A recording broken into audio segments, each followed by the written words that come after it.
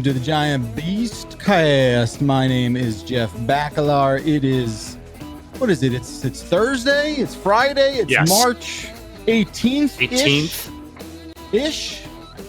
Just finishing up my St. Patrick's Day celebration. I don't know about you guys. Welcome to the show, the greatest show this side of the internet.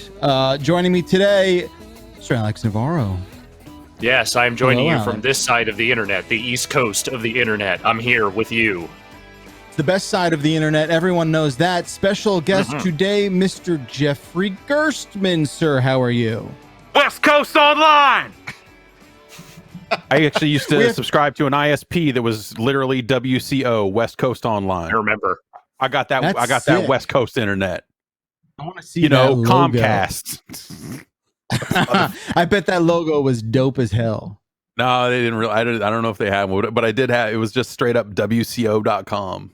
It was just like, and then actually, I think Comcast bought them, and it just became a nightmare. But that's right. I'm here from the West Coast. Here of the from internet. the West Coast, we figured out the technology to create such a situation. Janet Cho is producing the show. Thank you, Jan. Appreciate that, sir. Woo! Is he West here? Coast, baby! There he is. Woo! That's right. Vinny Caravella is not with us today. I hear he is around. We've heard mutterings about I his saw him on presence. Slack. Yeah. Right? His little green dot showed up. I don't know what that means. And then it went to the Z, and I thought, well, maybe he's here, but he's not here. But Jeff, thank you so much for being in his place today. It means a lot to us. Great. Yeah, I'm happy to be here, and you know, especially on such an auspicious day of, you know, Square announcements. Mhm. Certainly. Yes. And we'll get to all that in just a second. I am hearing that Vinny has put together some sort of situation where he is able to join us temporarily, if I understand that correctly. Breaking news. Is this? Oh, wow. wait, Hello. to the ear. Hello, Ken. What? Can you hear me?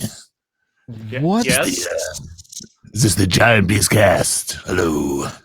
In a So I'm constant told- war for Energon, I still function.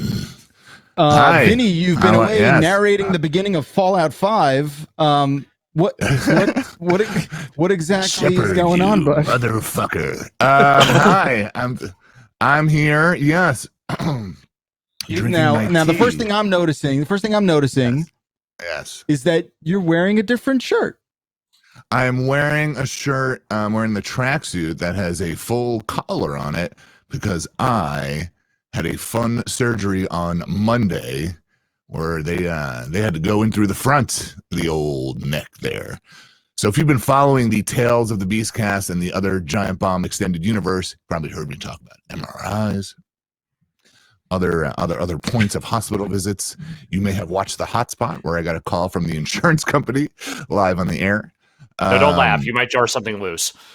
And so, yeah, I had to go in. I had, welcome to the body horror portion of the show. Let's just first say the surgery's done.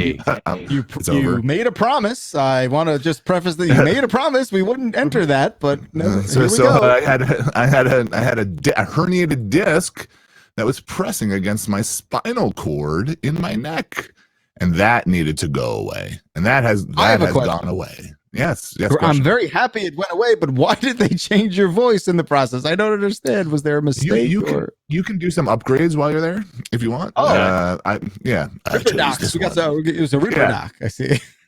So it was funny. I talked to Backler. I talked to you on Monday after the surgery, and was like, "This is great. I feel fine." And you were like, "You sound fine." I was like, "Let's." I was almost in shock as to how normally fine you sounded. You didn't even sound high, like you're on drugs or anything. You know, hey, but Turns out it's not always messed up. Yeah. turns out things swell up after surgery. And Tuesday was a bad day. That was a bad day for me. And then today not so bad. But yeah, it's like I have a bad cold now. It's hard to swallow. But you know, I just want to say hi to everybody and miss you all. I'm going to probably be out for a bit. Alex, I'm going to see you on Tuesday. As Yes, I you point are. to things and you pick stuff up in the office, since we have to still get that thing cleaned out.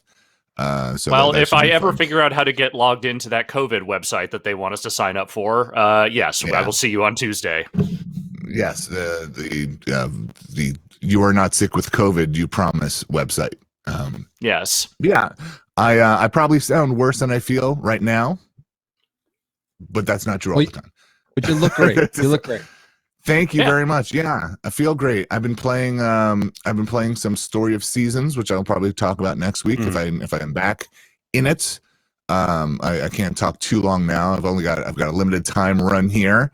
And some other stuff, but I will see you all soon. GM, thank you so much for handling the production end of the show, and thanks everybody else for covering for me. I really appreciate it. And to the audience, thank you very much for suffering these fools on the show. I know it is just not the same. It's just wanted to let everybody know I'm doing great. All right. Yep. I'm gonna go. But enjoy the show, and I'll see you, everyone. All right, feel better, buddy. Thanks. Bye. Love you all. See ya. Oh, he's sliding away. And there he goes, sliding back into prescription painkiller drugs. There And now it Vinny is gone, and the morons are running the podcast yet again. Yay. I love it. Yay. Ooh. Ooh. All right. Here's part of the show where we talk about what we've been playing, ladies and gentlemen. And I want to tell you people that I am very much invested in a game called Loop Hero.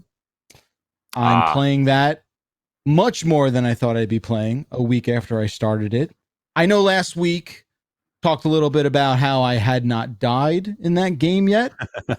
And that was a dumbass thing to say, because now all I seem to be good at is dying. And I'm having a strange sort of time with understanding when I need to pull out of the loop and when I need to keep going and face the boss. We talked a lot about this last week, how the game, is juggling a lot of different things, but you are tasked with essentially, sim citying, creating and establishing the map and all the pieces on this map. And when you do enough of that tile placement, you fill up that bar in this game, you fight the boss.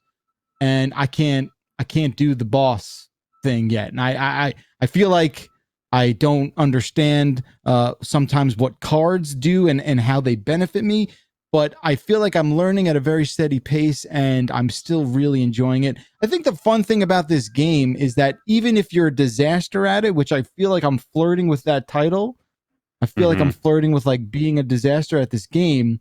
It's still, yes, go on. Totally. It still rewards you in a way that is, a progression forward, right? Like you still create and get to keep a lot of the resources and assets that you obtain in your playthrough. So you go back to your camp, you level up, you improve your situation over there, and then hopefully that prepares you to maybe make it around in the expedition and finally beat and finish the boss there. But have you guys been playing any of this there Loop Hero? Yeah, I have. And I've been playing it really safe. Like when it comes to the loop, I will pull out early and just like shoot all those resources into my base and then kind of get back in there and give it another go, because I feel like I want to get a couple more upgrades before I really start staying in there and trying to get to the boss. But yeah, like you're right about just there's a lot of stuff that they don't necessarily talk about when it comes to like adjacent tiles and like how you can obliterate stuff and put in after it's kind of all of its usefulness is used up and all of that. Like it's a pretty wild. Yeah, I love the look of it. That kind of like VGA era PC game. There's so much about it that they just nail. That it's super not a game that I thought I was going to get into, because I think people kept describing it as like it's a deck builder, but it's an idle game, but it's this, but it's really none of that. It's hard to. I feel like a lot of the comparative descriptions of Loop Hero really do it a disservice, because like I feel like half the stuff I heard about it was like, oh, that's probably not a game I'm going to be into. But it's not really a tower defense game either, and it's not really a deck builder and all this other stuff. I think it's a lot of fun, and it's very active because you're constantly kind of swapping in your different gear and looking at the cards that you do have and deciding when to lay down your land and all that other stuff, and building sick ass mountains into peaks and all of that. Like it's cool. There's a ton of stuff going on, so it's not an idle game either, and all that. Mm-hmm. But yeah, it's I've been having a really good time with it, but I am also very early on and haven't beat that first boss. So like I still feel like I'm just kind of trying to build up my camp as much as possible. Yeah, the way I'm playing it, I'm almost like there's only one boss, and I'm just like leading up towards that. Have you started it, Alex? I have not started it yet. I did download it, but I have not started it yet. It's interesting. We talked about this a little bit last week too, but you're right, Jeff. It's like there's not really a way to describe this game, so I'm just not gonna fall into any of those, sort of genre, busting sort of things that everyone's thrown out about this game. I think that's honestly, I feel like if I had gotten that description, I probably would have just glossed over this one. Mm-hmm. And I think, for me, it is something that I'm rediscovering new things that this game actually is the more I play it. So I think that's a really cool thing that's coming out of this. You juggle so many specs and abilities and weapons and wearable junk in this game, and the swing, it's wild because every time you complete the loop, you are rewarded with like pass and go. You get a bunch of HP, and like a spider spawns out of a thing, and there's all these different effects that happen when the day turns over. But I feel like, man, I've hit some swings where I'm regenning like 15 health a second, and then all of a sudden I decide to like wear a different ring, and I'm just like this busted fucking soldier that is incapable of the simplest tasks. And those are rough. They really are. I found myself like hanging on to like armor that is theoretically better and not equipping it because like, oh well, I want to have this vampirism shield or whatever it is, and I don't want to replace it yet, because the minute you replace it, for people who haven't played it, your old armor disintegrates. You don't get to swap back and forth or anything like that. You kind of drag it into the spot the old item is destroyed, and you kind of move forward. And so yeah, it's definitely a thing of like, I'm not sure how these stats pan out. Like evasion seems like it'd be really good, but I do like getting HP back. And then you swap out for evasion and go like, oh, I'm screwed now. I'm halfway through this loop and I'm just not going to make it, like, unless I get a lucky drop that gets that stat back up real quick. That's scary sometimes. It's weird. You play like, there's all these different enemies, and some of them are way better at evading or countering than others. And, you kind of level up after each, cycle. They level up, and it really is this fun sort of, whack-a-mole situation where you're constantly figuring out the right move. And I feel like I've probably done like 25 loops now, and I just cannot.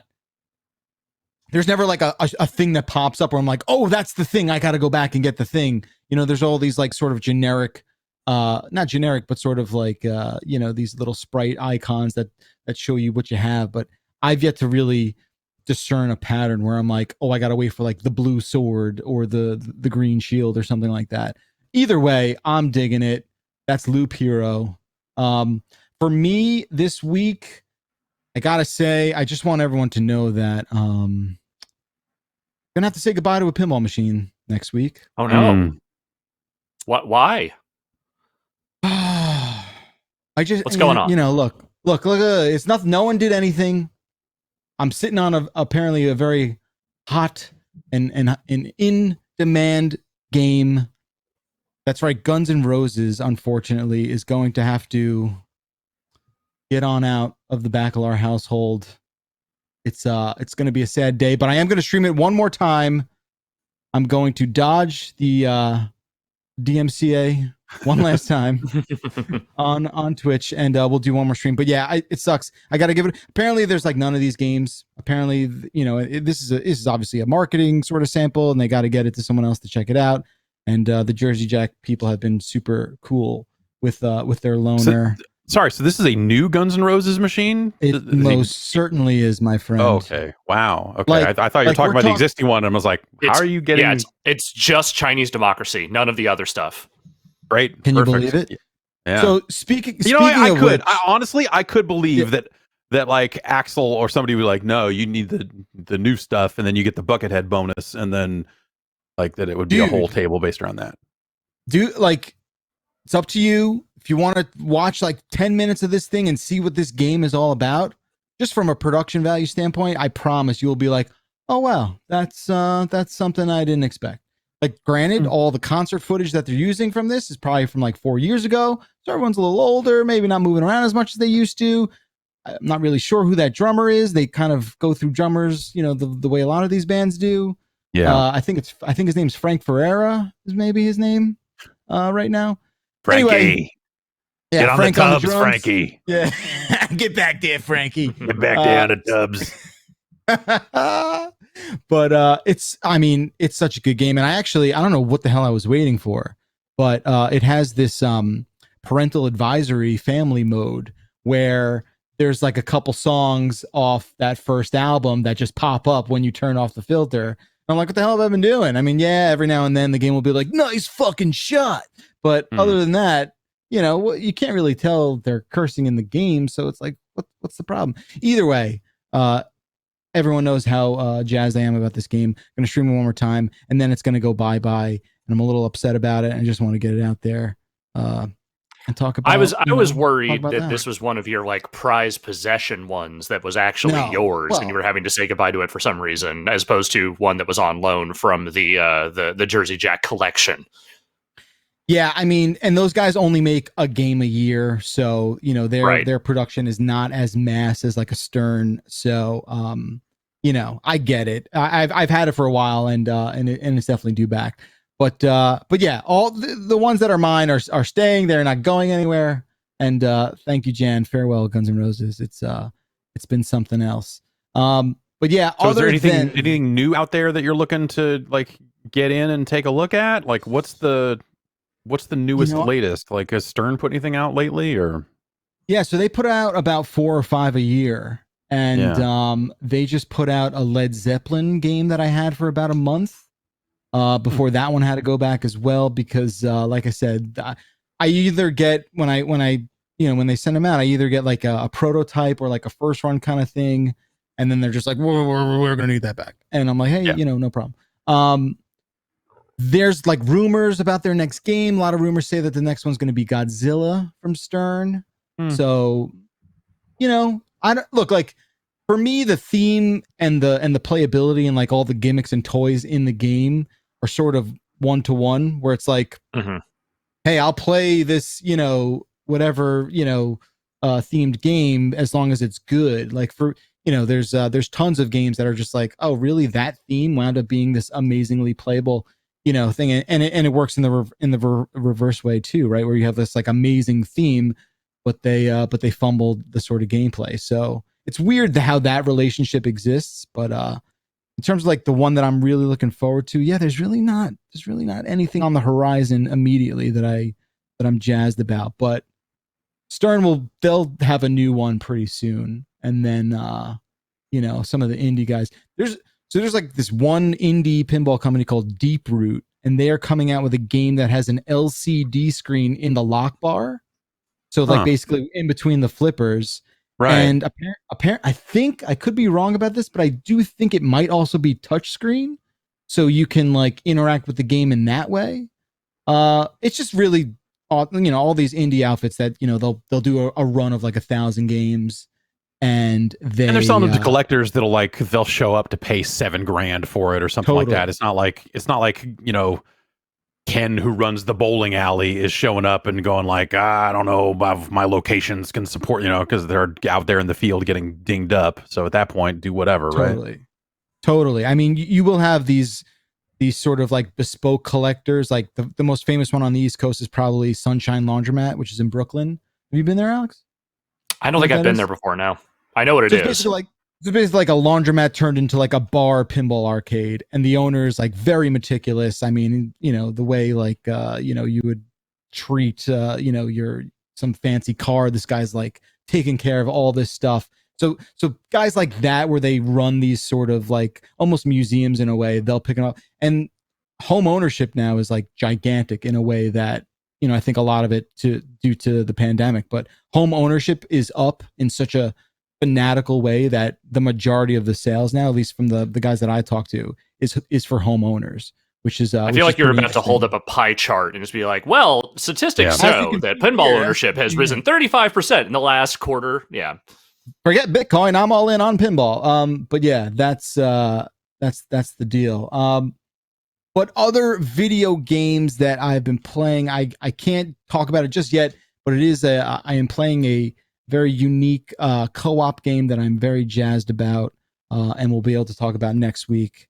And that's been taking up my time. Mr. Navarro, what about you, sir? What have you been playing?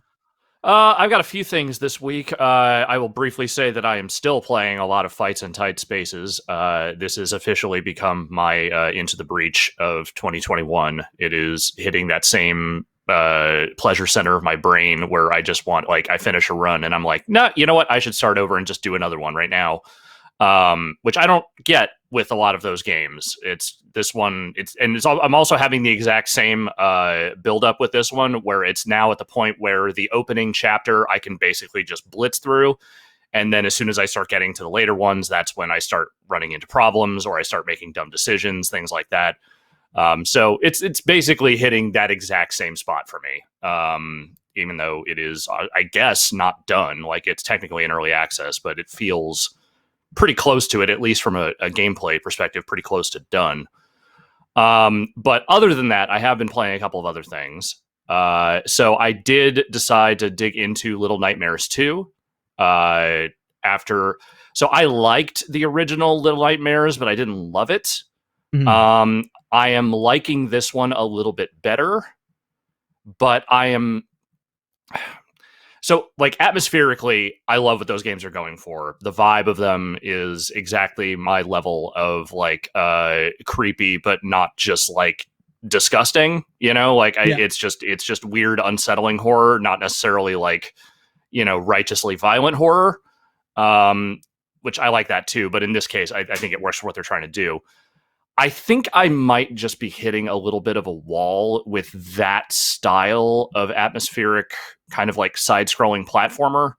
As I love the Play Dead, like the Inside and what have you. I love those games. I didn't love the original Little Nightmares. I think it was just a little too slight in terms of like the puzzle solving and the gameplay. This one, I'm like a little more engaged with it, but I haven't really been thinking much about.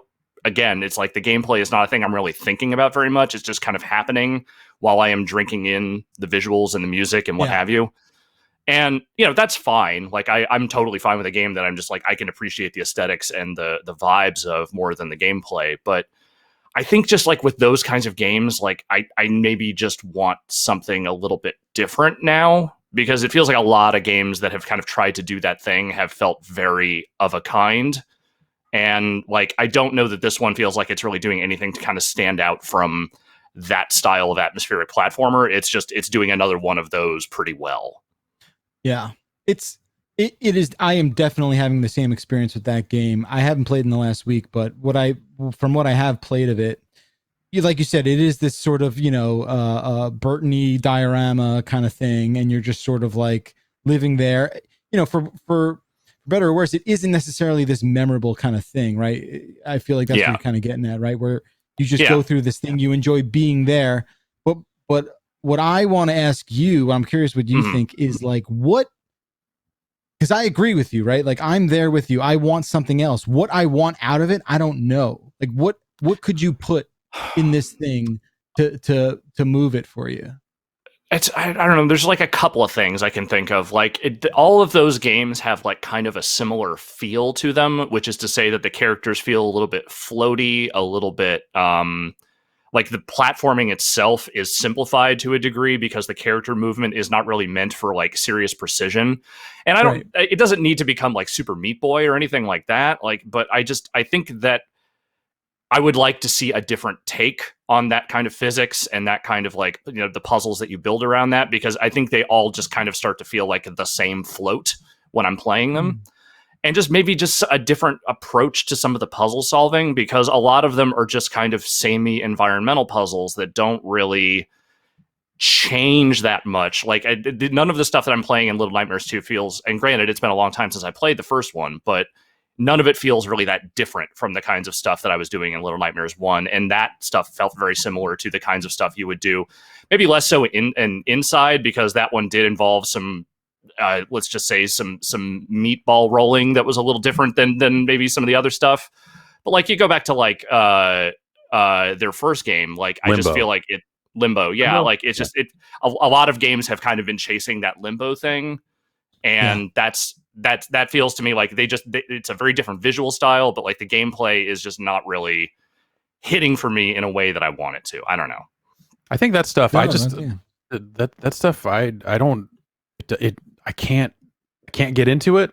Like I thought Inside was okay, and you know, people coming back after playing Inside talking about how it was this amazing thing is like I just don't like. Sure, okay, the ending is like a fun little weird twist, and like you do some goofy shit for sure, but like even Limbo, like I wasn't like a huge fan of. I think for the reasons you're saying, like, you know, it's like this very floaty movement, and just there's nothing immediate about any of it. It really is just like, okay, now walk to this next puzzle and stare at it for a while. And at some point, if it is just, in a lot of cases, you would solve the puzzle in your head immediately and then go, yeah, but the movement speed is so slow. Now I have to drag this fucking box all the way over here to block the seesaw, to do this, to do that. And just like that stuff kills me when you know exactly what you need to do and the game is just like taking forever to get you in position to just move forward.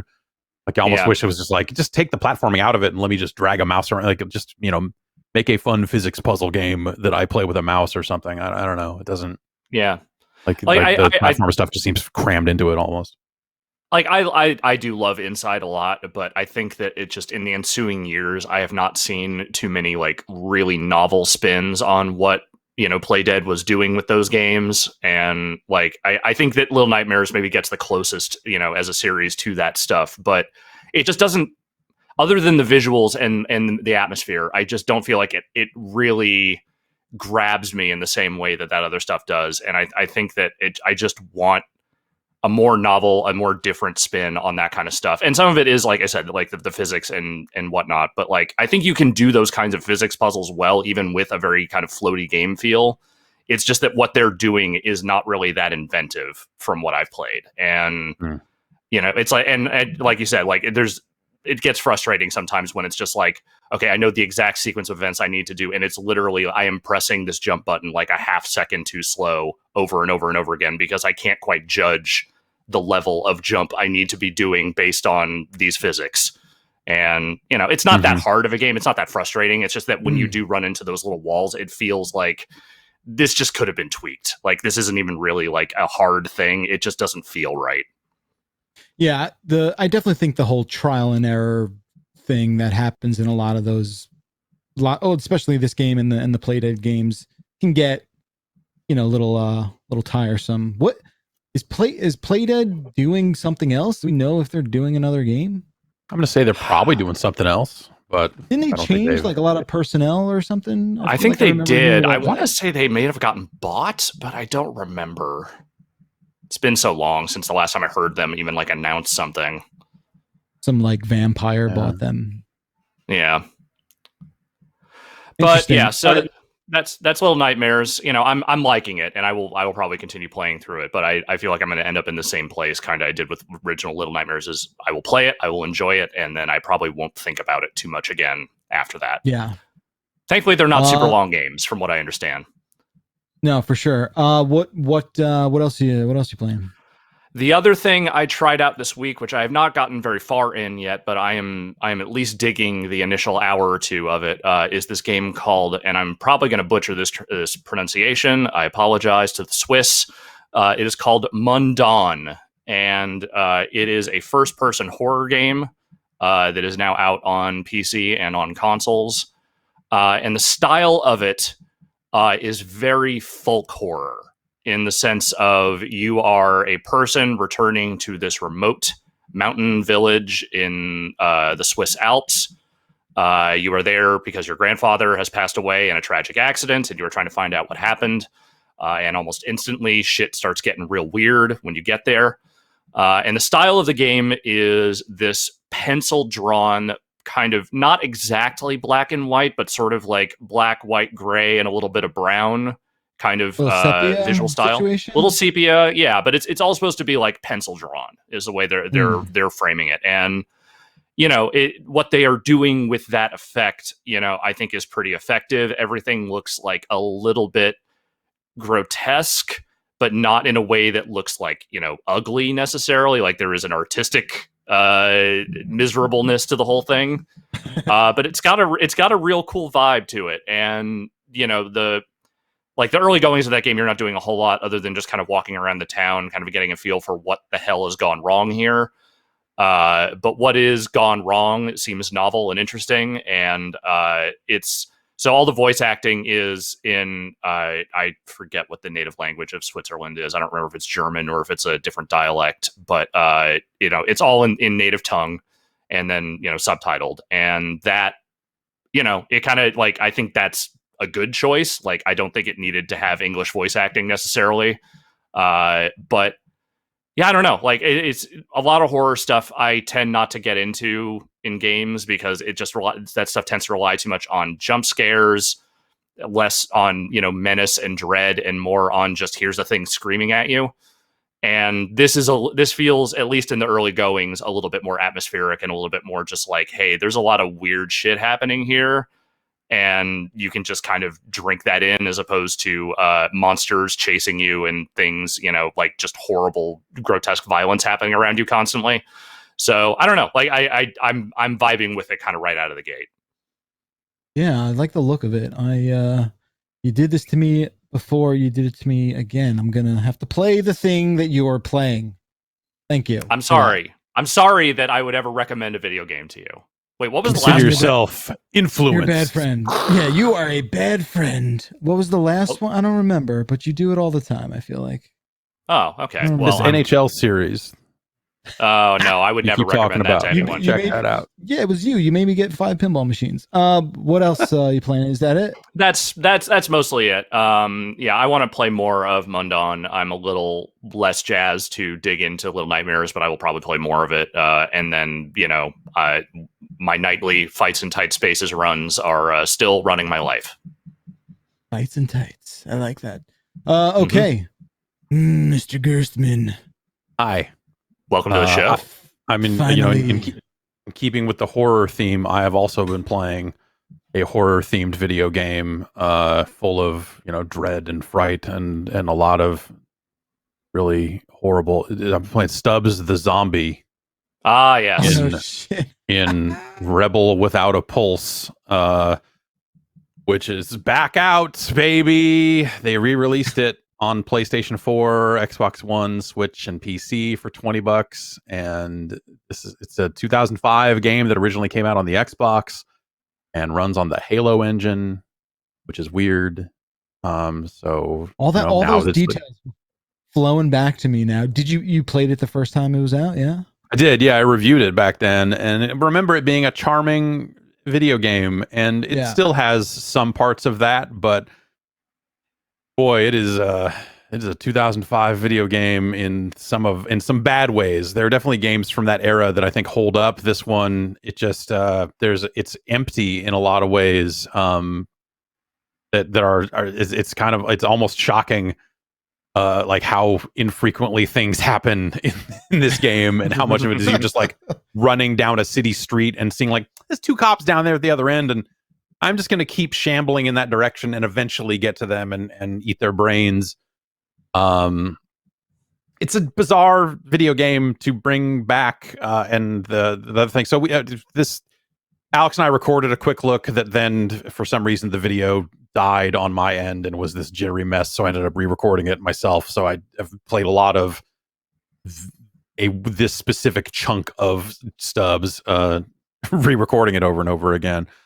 But yeah, it's got a charm to it. They're trying to have a sense of humor about the whole zombie thing mixed with the like retro futuristic 50s city of the future thing, like built by Nazi scientists that have changed sides. Yeah. Like that's the kind of the vibe they're going for, the style of jokes they're going for. And it's like interesting to go back and look at that stuff because like, this isn't how you kind of just don't make stuff like this anymore. Really. Yeah. And that's probably the most interesting thing about it, but it doesn't hold up very well at all. Like I wouldn't like it's an interesting curiosity, but I'm not going to sit here and be like, this is still a really fun game. Like it's got its moments, but it's also just really boring. I think I broke it a couple of times when I was re-recording the quick look, where one time there was a guy stuck in like a countertop or something, or like a display case. A zombie was stuck in there, and I ran up and just started hitting him. And on the second hit, thinking I would knock him out and free him from being clipped through geometry, instead the game just crashed. It was just like, no, we can't handle this, man. And then in that same area in the mall, there's a boss fight against a big guy with a chainsaw, and you have 4 abilities. Like you can fart, you can the farting. Yeah, it'll stun guys, and so you can just like run around and eat all their brains. You can possess a human with your hand, and then you run around and shoot guns at them, at other humans. But the last ability you get is the ability to like roll your head like a bowling ball. And so I did that to this boss, and the boss seems to have just vanished. But like the music, like all the other stuff, like no part of the encounter seemed to end. And so I ran around for a while trying to figure out like, what the heck's going on here? And just never figured it out. And then not wanting to do that boss fight again, I was like, you know what? Maybe I'm good. Yeah. When we talked about, go ahead, Alex. I would say even in 2005, like Stubbs was a kind of neat game, but it was not necessarily a game that I would say was like a huge standout of that year, of that platform, of any of the things, that you would associate with that. It's a game that I remember for whatever reason. Like I always would think about like, oh yeah, Stubbs the Zombie. That game was all right. It's a Halo engine. That's weird. Like it was just like those idiotic little facts about it just stuck with me. So like on some weird level, I'm excited that they brought it back, and I'm not having a terrible time with it. But it's not a good game. It was all right in its day. But a lot of that was its soundtrack, which is used horribly in the game. Like the game is largely silent. And this version they put out, they're going back to the old, the old processed VO that was in the original game. So it sounds tinny as hell. Mm-hmm. They weren't able to, or didn't, or whatever. They didn't go back to the original recordings and say like, oh, let's put these in and have like nice full fidelity voice work or anything like that. And so you've got this like highly repetitive dialogue. Like every time you eat a brain, there's like 3 voice clips or something like that. And one of them is just this really long scream. It's just It's so long. It's so long. So long. And it happens so often. You're just like, why? And so like all that stuff stands out. But it has this like really interesting licensed soundtrack of indie bands of that era doing covers of 50s songs like Lollipop and Mr. Sandman and crap like that. My Boyfriend's Back, and so it's like in its day, like that was probably the reason that I remember that game at all, is because that soundtrack was pretty good, and I had it separately in an era when they didn't sell a lot of soundtracks separately. And it's not used really in the game. It's only really used in this one boss fight, and maybe they use it. I'm sure they must lean on it again a little bit later in the game, and I just haven't gotten to it. But so far, playing through about half of the available chapters, the songs have come up once, and it's during this really bad rhythm game boss fight. And so the rest of the game has no music at all, generally speaking. You're like, why? It's just such a bizarre choice to have gone out and done all the work for this, like, kind of like it's a bullet point. Like the soundtrack should be like a bullet point. Like, hey, check out this cool thing. And it's just so ill used. It's weird. That the whole thing is weird because I remember the game. I played the game. I don't remember if I finished it, but I remember thinking of the game as like, oh, it's like a Sci-Fi Channel movie. You know, like it's that but quality, that era of Sci-Fi Channel, like early aughts. And when we talked about it coming back on Beastcast a couple weeks ago, I just remember being like, "What? Like, but why? Like, what? Like, what are the chain of events that occurred where it's like, and here we have a 2021 release of this game." It's got to be there's like some graph chart of like cost to develop ports, like number of sales we think we could get for $20. Like it just some line on some chart met and they went, do it. But like, so here's the crazy, you really want to have your mind blown. They are taking pre-orders for a physical collector's edition that is due out in the fall for $150. See, that's where the Stubbs whole head and all this. It's like someone's out there going like, I want a Stubbs the zombie. I love that guy. I need a Stubbs head here next to my scorpion. Like it's better. It's better than the Dead Island torso, but like not that much better. So someone somewhere in their group chat was like thinking about pulling the trigger on Stubbs here. But that's like all speculative. Like that's got to be someone who's going like, I got to get this because I want to collect a full set of physical Switch game, you know, or whatever it is. Like, it's got to be some nut that is doing it for like weird collector reasons and not for like, I guess it's a collector's edition, right? But I just it's got to be someone who's thinking they're going to hang on to this and sell it for more money later or something insane like that. Well, that's where your comment about like, you know, someone, you know, saw the graph and like it landed on Stubbs the zombie and they're like, this is what the computer spit out. This is it. This is the one we own the IP. I don't know. We just listen to it and we do what it says. So weird. And they're doing pre-orders, so I assume that means that like they're able to do a low enough run of these to not end up with a warehouse full of them.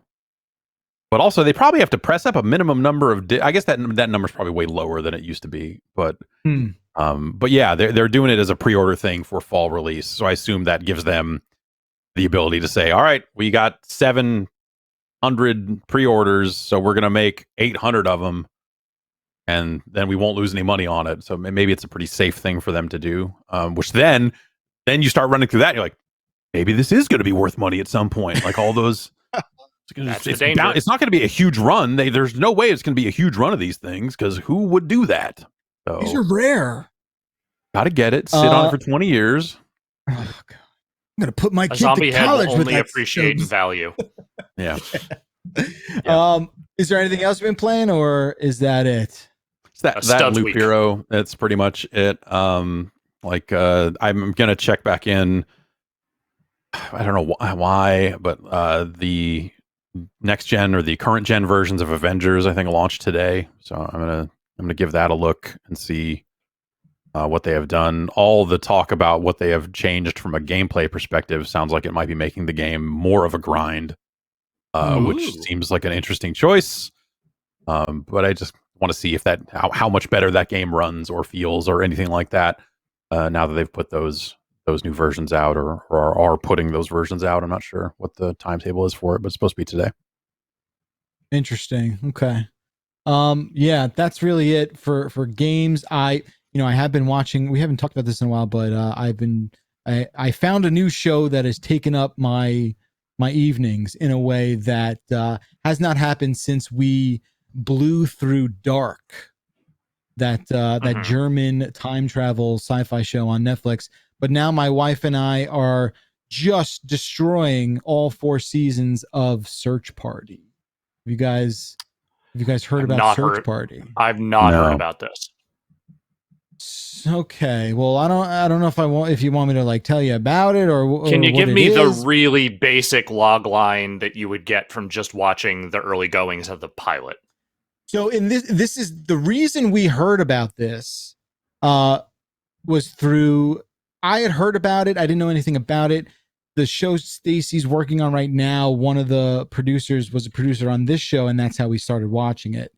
So, and one of the people also who was an EP on the show was Michael Showalter, which really does nothing to set the tone for this. It's just the fact he's in it also with a small part. So if you're a fan of that guy, you get to sort of laugh to yourself a couple times a season. But it is about, and it goes places. I mean, each season is almost like a completely new show, but the starting off point is about a girl and by and large her group of friends who are trying to track down a girl that they knew in college that they were like sort of friends with, but not really. She goes missing, and they essentially, led by the main character, fall down this rabbit hole of trying to find her.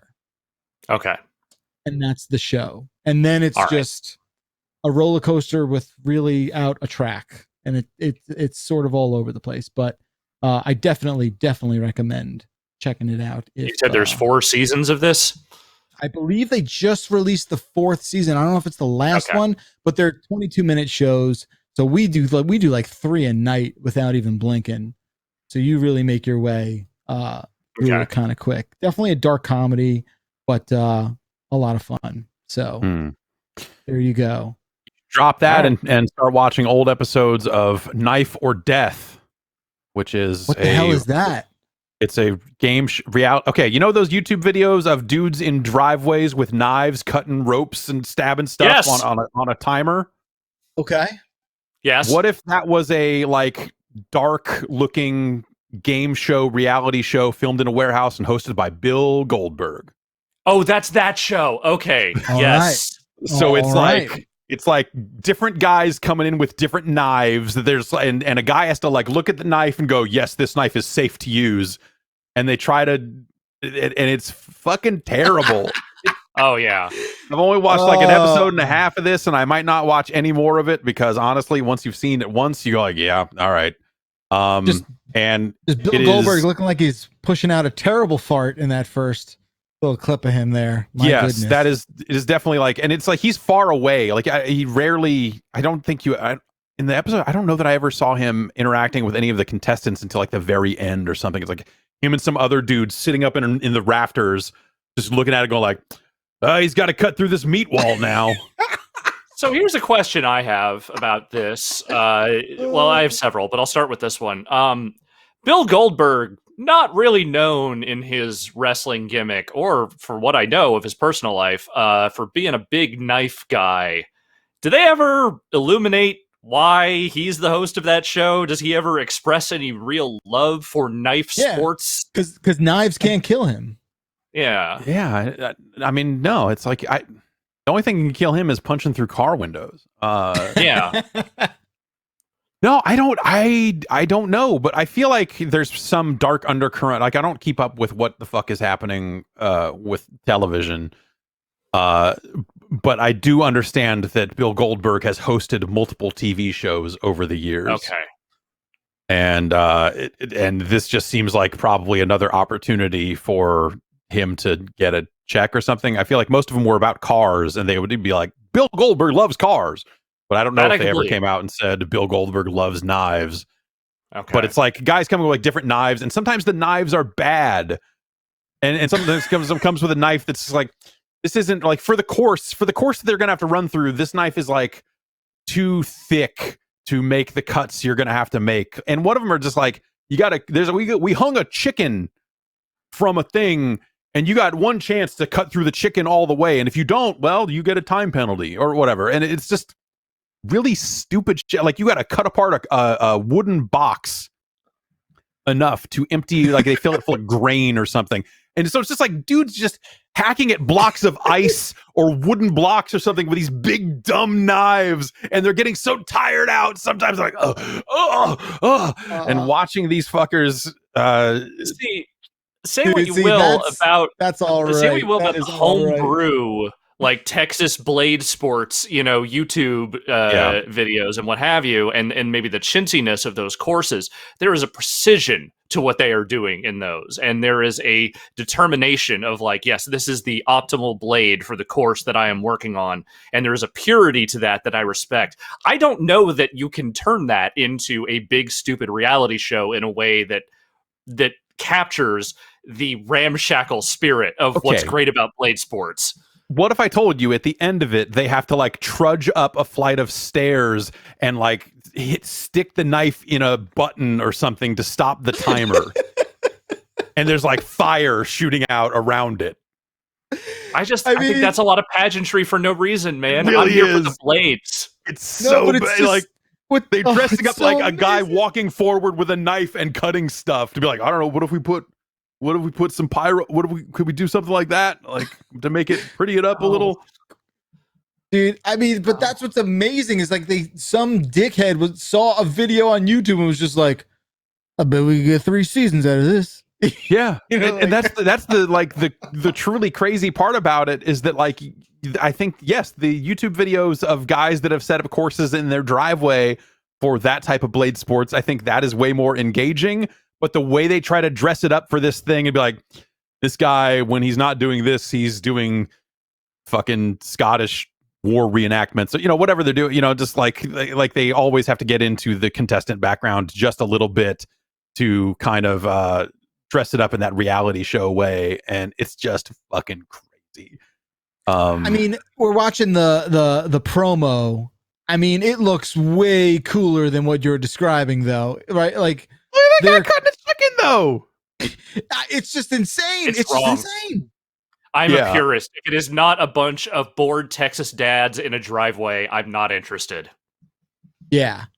I think they should have gotten some way. Well, I don't know. I haven't seen the show, but now I kind of want to watch. I can't see these contestants deeply put upon wives sitting off to the side in lawn chairs, just being like, "Oh yeah, no, Gary, he's doing his knife competition again. He's been talking about this goddamn knife tournament for a month and a half, and now here we go." Like, yeah, it's. If I cannot see spouses humoring these people off to the side, I'm not interested. No, instead it looks like not breathe smoke. I don't understand. What is this? It's in his contract. It's what he's got to do. But like they dress these things up like, every single one is like them walking into a warehouse like it's a Fast and the Furious heist setup. But it's Bill Goldberg instead of Vin Diesel telling all these people like, okay, we're gonna go do that. Like it's such an elaborate, like they make everything so over elaborate to try to dress it up for television in a way that you're just like watching money be set on fire, but it's like I don't know, at the end of the day, it's someone who doesn't watch much television, that is the only television I've seen lately. Dude, I'm just so glad you brought that up. Oh my gosh. All right, we're gonna take a break. Okay, we'll get to the news when we come back. So stick around. We'll see you after the break.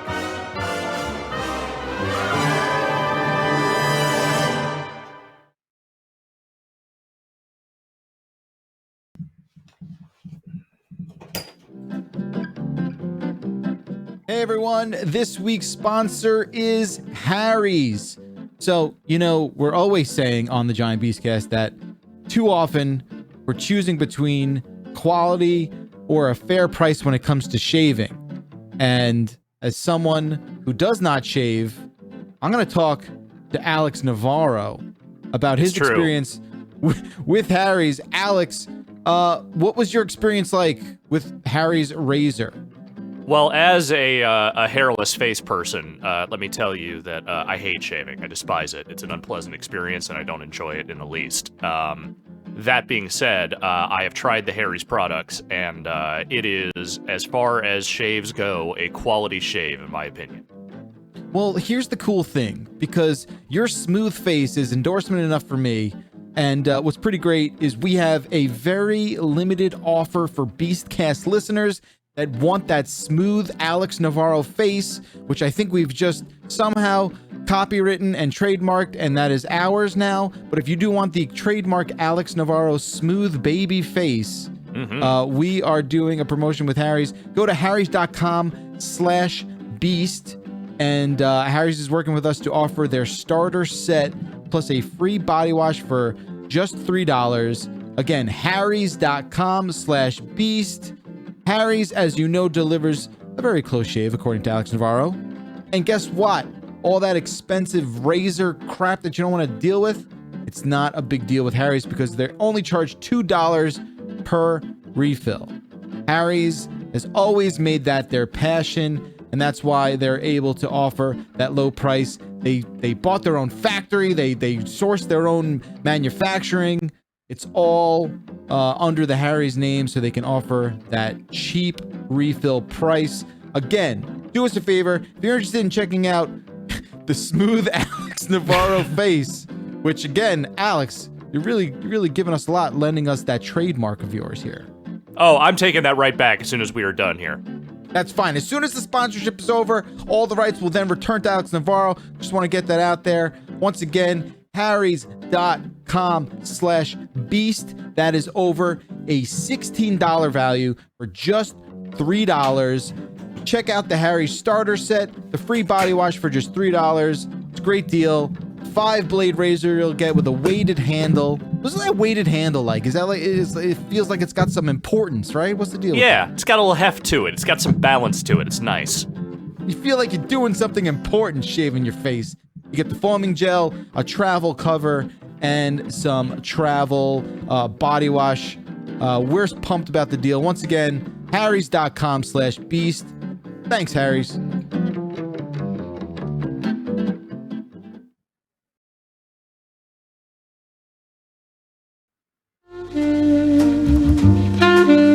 This week's show is also sponsored by BetterHelp. Last 12 months, they've been rough, right? And in 2021, maybe that's the year that you decide you need to improve your mental health. A lot of people are struggling right now. They aren't feeling like their normal selves. And therapy does help. And it doesn't, need to be just you sitting around talking about your feelings. It can be whatever you want it to be, right? You can privately talk to someone. You can do a therapy session where maybe you don't want to be on camera. You can customize it how you want it to go. And that's what BetterHelp is all about. It's more affordable than in-person therapy, and BetterHelp says you can start communicating with your therapist in under 48 hours. BetterHelp is here to show you what therapy is really about, and it is never a bad time to invest in your mental health. Now, because BetterHelp is sponsoring the Giant Beastcast, our listeners can get 10% off their first month by going to betterhelp.com/beastcast. That's BetterHelp, HELP.com/beastcast. Thanks to BetterHelp.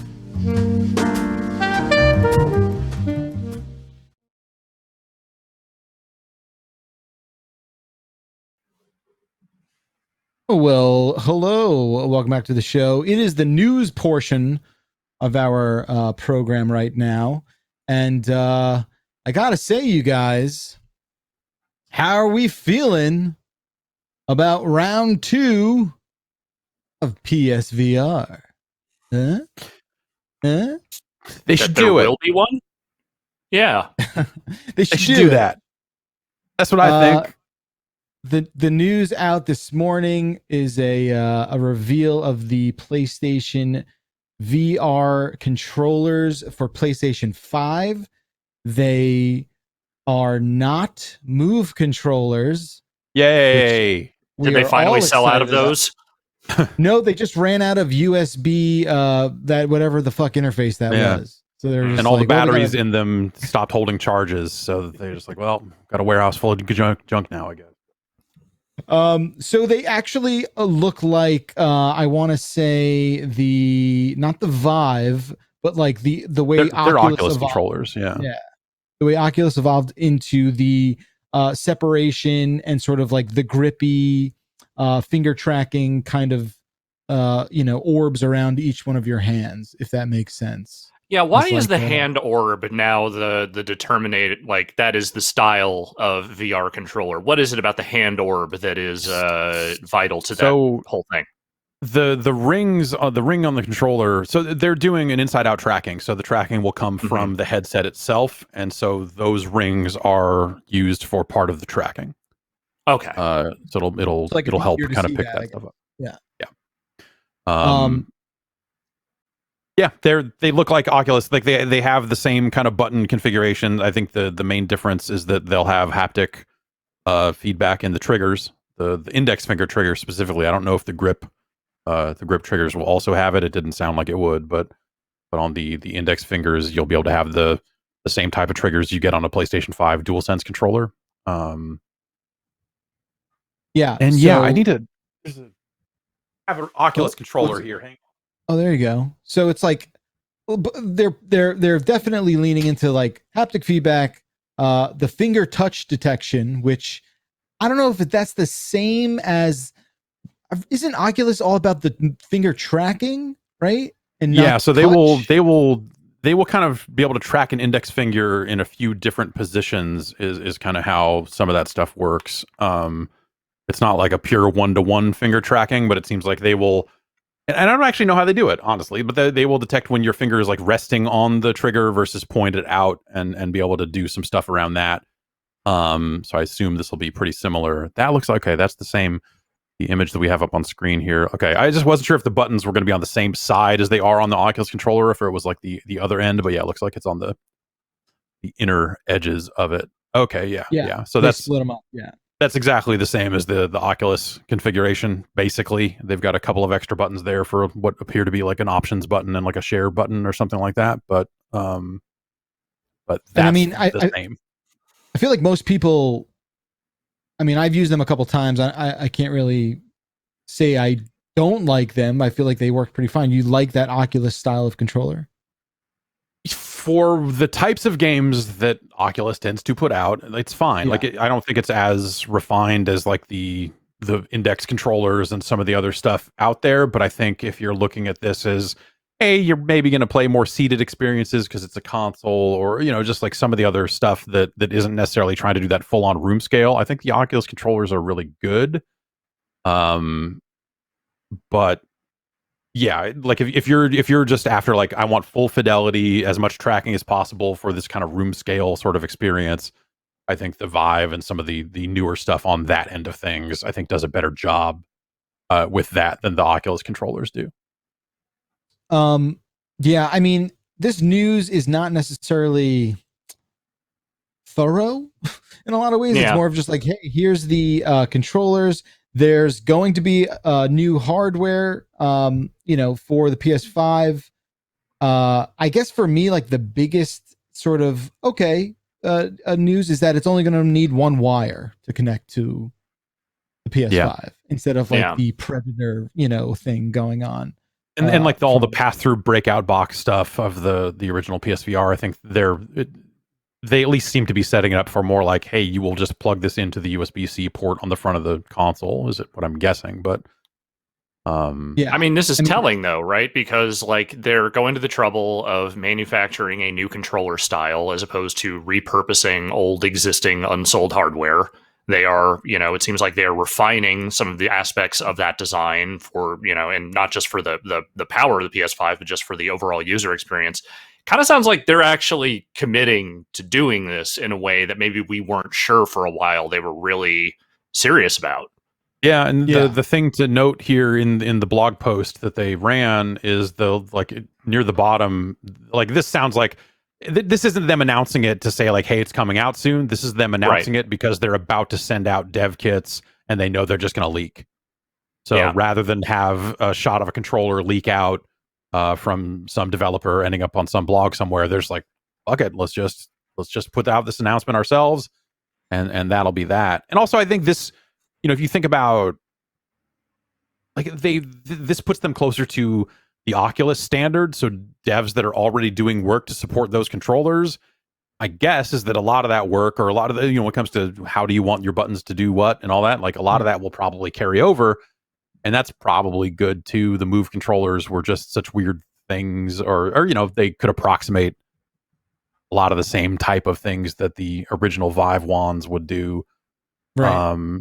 It's a much easier. It's a much more reasonable port than whatever they, you know, I don't, did they, there were a couple games that made the jump to the first PSVR, but this seems like the path to that port now with a similar kind of like, you know, idea where it's like not very obviously shoehorned in at the end of a generation. It maybe makes more sense. I don't know. I'm kind of with you, Alex, where it's like I didn't necessarily know that they were going to do this. I always felt they had left enough room for them to just be like, nah, we're not. Yeah, it's like PSVR was a reasonably successful thing, but it wasn't like it was, you know, really ever a draw that brought in like a huge number of like new PS4 users. Like it was just like if you had a PS4 and you wanted a VR experience that, you know, was solid, that's totally what it was. And, you know, it's just Microsoft never really got in on the VR thing all the way. Like they talked about it for a while and they seem to have kind of backed off of that. Nintendo obviously doesn't give a fuck. So it's just interesting to see Sony be like, well, you know, we made our initial inroads. Let's go further. Yeah, and it's a different market now. So I think when PSVR came out originally, I think you had a lot of money being thrown around at studios forming to make VR. Like there was just funding available to get those studios off the ground and going. And I don't get the impression that the market is like that anymore. So yeah, if nothing else, this gives existing VR devs that have committed to that space like a new install base to play with. Like, you know, this will be supported just fine because if you're making a VR game and you're not exclusive to a platform because Facebook paid you off, then you're like, great, no, more people that I can get, like maybe recoup these costs from, that would be awesome. I would love to be able to sell this to a new audience. So, you know, I'm sure the dev community has to be excited that Sony's going to give it another go because they did pretty well building a base last time out. And you know, I think in a lot of ways they still had the most comfortable headset. I hope they don't like lose some of that along the way, because that PSVR headset was like very easy to put on, very comfortable to wear, and all the other stuff.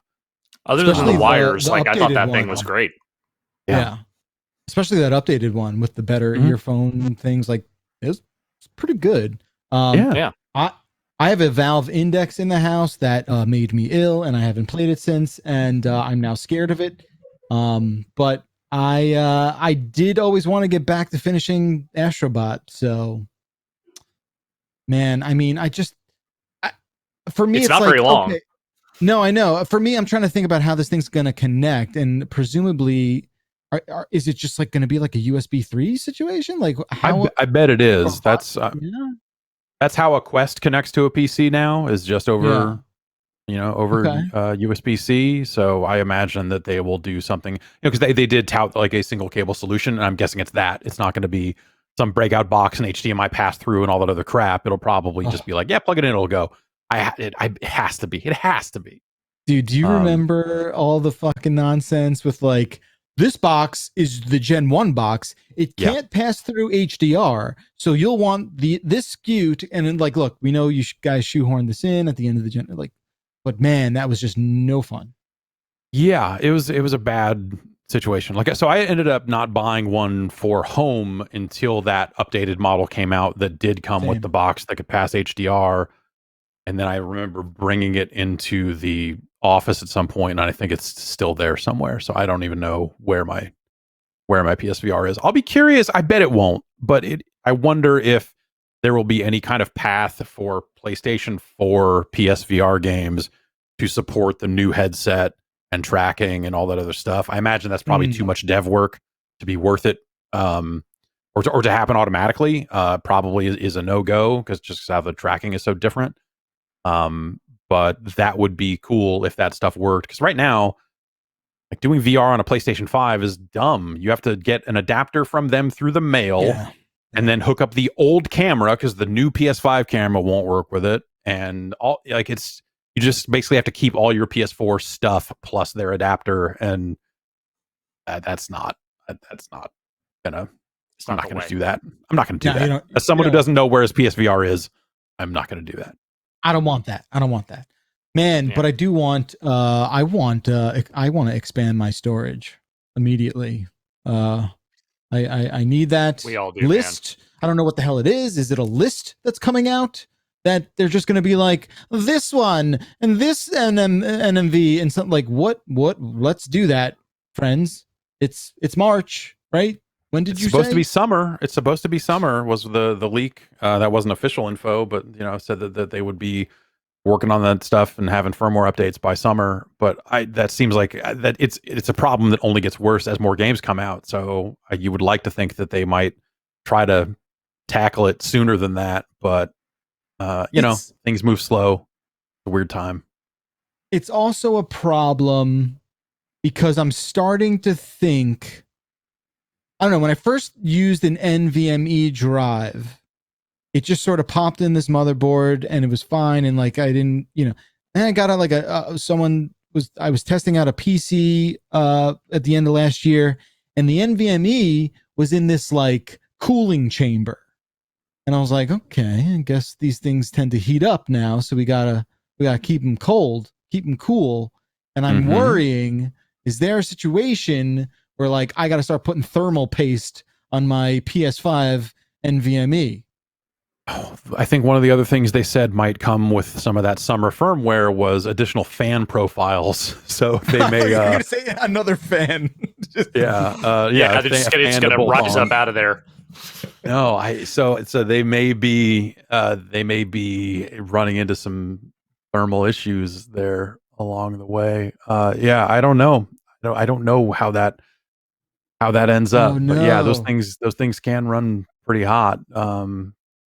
It's not like, because if you bust open that PS5 to get a look at where you plug it in, it's not necessarily inside some kind of heatsink lined chamber or anything like that. Like it, so I don't know. It's the PCB wasteland right there, and you're just like, yeah. But man, I mean, they have to certify all those drives for speed, and I wonder if you'll eventually get to I wonder if you could get to a point where people are like, this drive works, but you have to flash this custom firmware I wrote for it to get it to act like this other drive that is on the approved list. And then you can put it in and it sort of works. Like, will there be some kind of weird, like back when you had to bless a TiVo drive to get it to be recognized by a TiVo, or all the other weird shit you had to do to expand an Xbox 360 hard drive and like all that weird nightmare scenarios. I wonder if we'll just end up in that. Or maybe they'll go the other route and just like, oh, actually, this class of drive works, and there's a bunch of them, but they're all too expensive because they're just all the newest, latest. Was it like PCI Express 4 or whatever it is? Yeah. I could just. Oh man, I'm picturing it now. Like, hey, remember when the PS5 was like quiet? Like, right, yeah, and then like a bunch of dust collected on the innards to cause it to run hotter because it's been sitting in your dust zone for a year. And then you put another drive in it, and they did these firmware updates. Like, are we just going to be back in like jet engine land in another 6 to 12 months? Like, I don't know. Yeah, that's pretty wild. All right, let's move along. Game Pass is finally welcoming EA Play on PC, and so Ultimate members are going to have access to EA Play. That is neat. That starts actually on the day of this recording.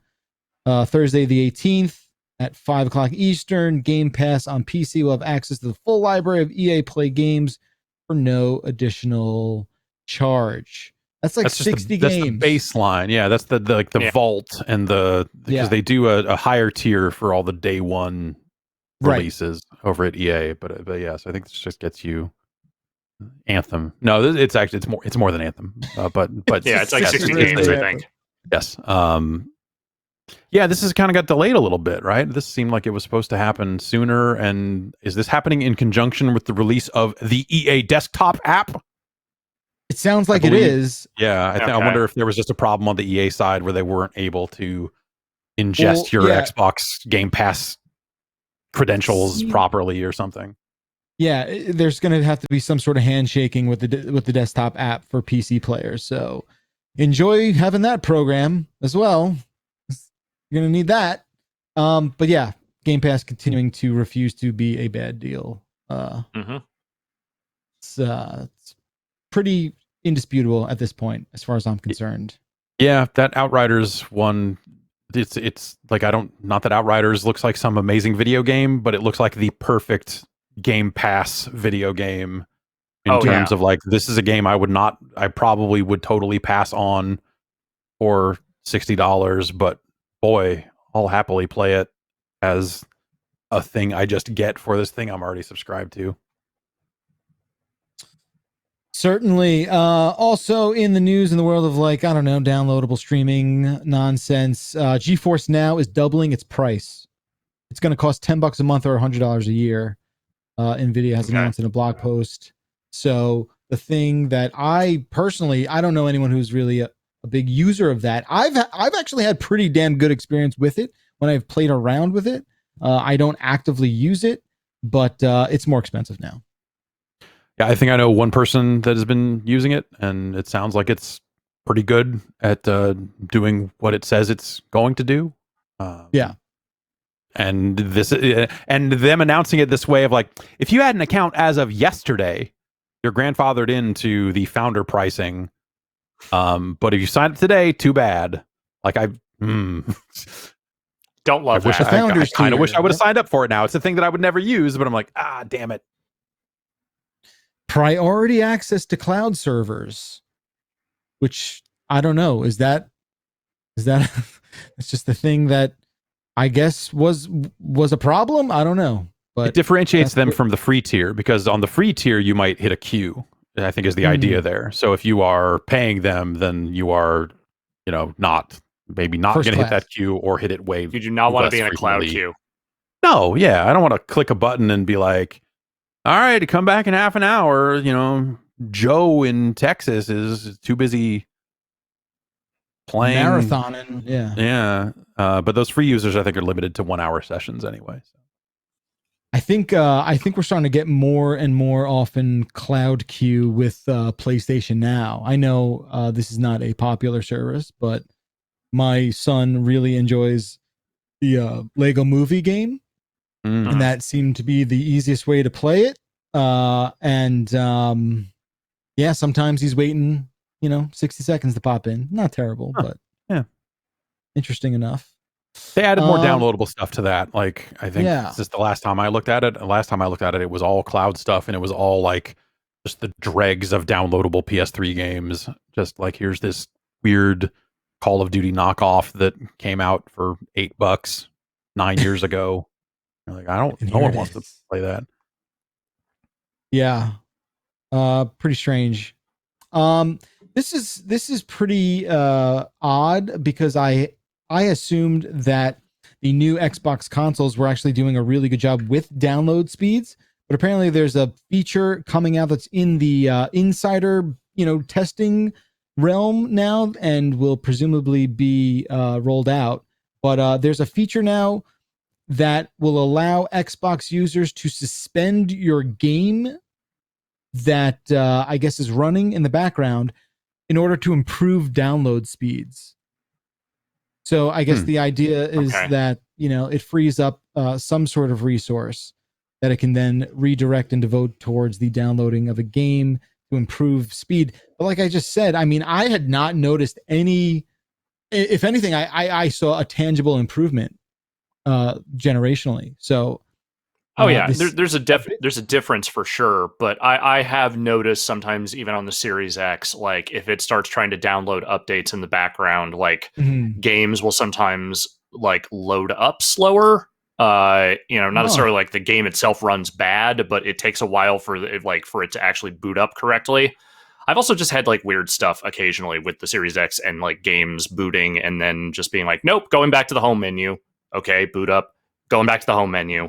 And then I end up having to like restart the system before it'll actually do it. Huh. Yeah. My Xbox had come unplugged, and so it was not downloading updates in the background. And I plugged it back in last night after I probably hadn't turned it on in a week or so, and it just went to download like 14 things. And I just started playing a game, and it was popping them pretty fast. Like while I was playing, it was like, hey, this is downloaded. Like it racked them up. So yeah, I don't know that I had any problems with the download speed on the Xbox, generally speaking, but more speed is almost always better. Yeah. I feel like all my download speed stuff has been on the PlayStation side, where it is a much faster download, but it still does that thing that the PS4 patches did of, now we're copying it. And so if you're like trying to play Apex right now and you're sitting there watching it copy, and it's going like, all right, come on. It does copy fast, but it is still copying. Faster. Yes, absolutely faster, but it is still some arcane patch process that seems like it shouldn't have to be this way.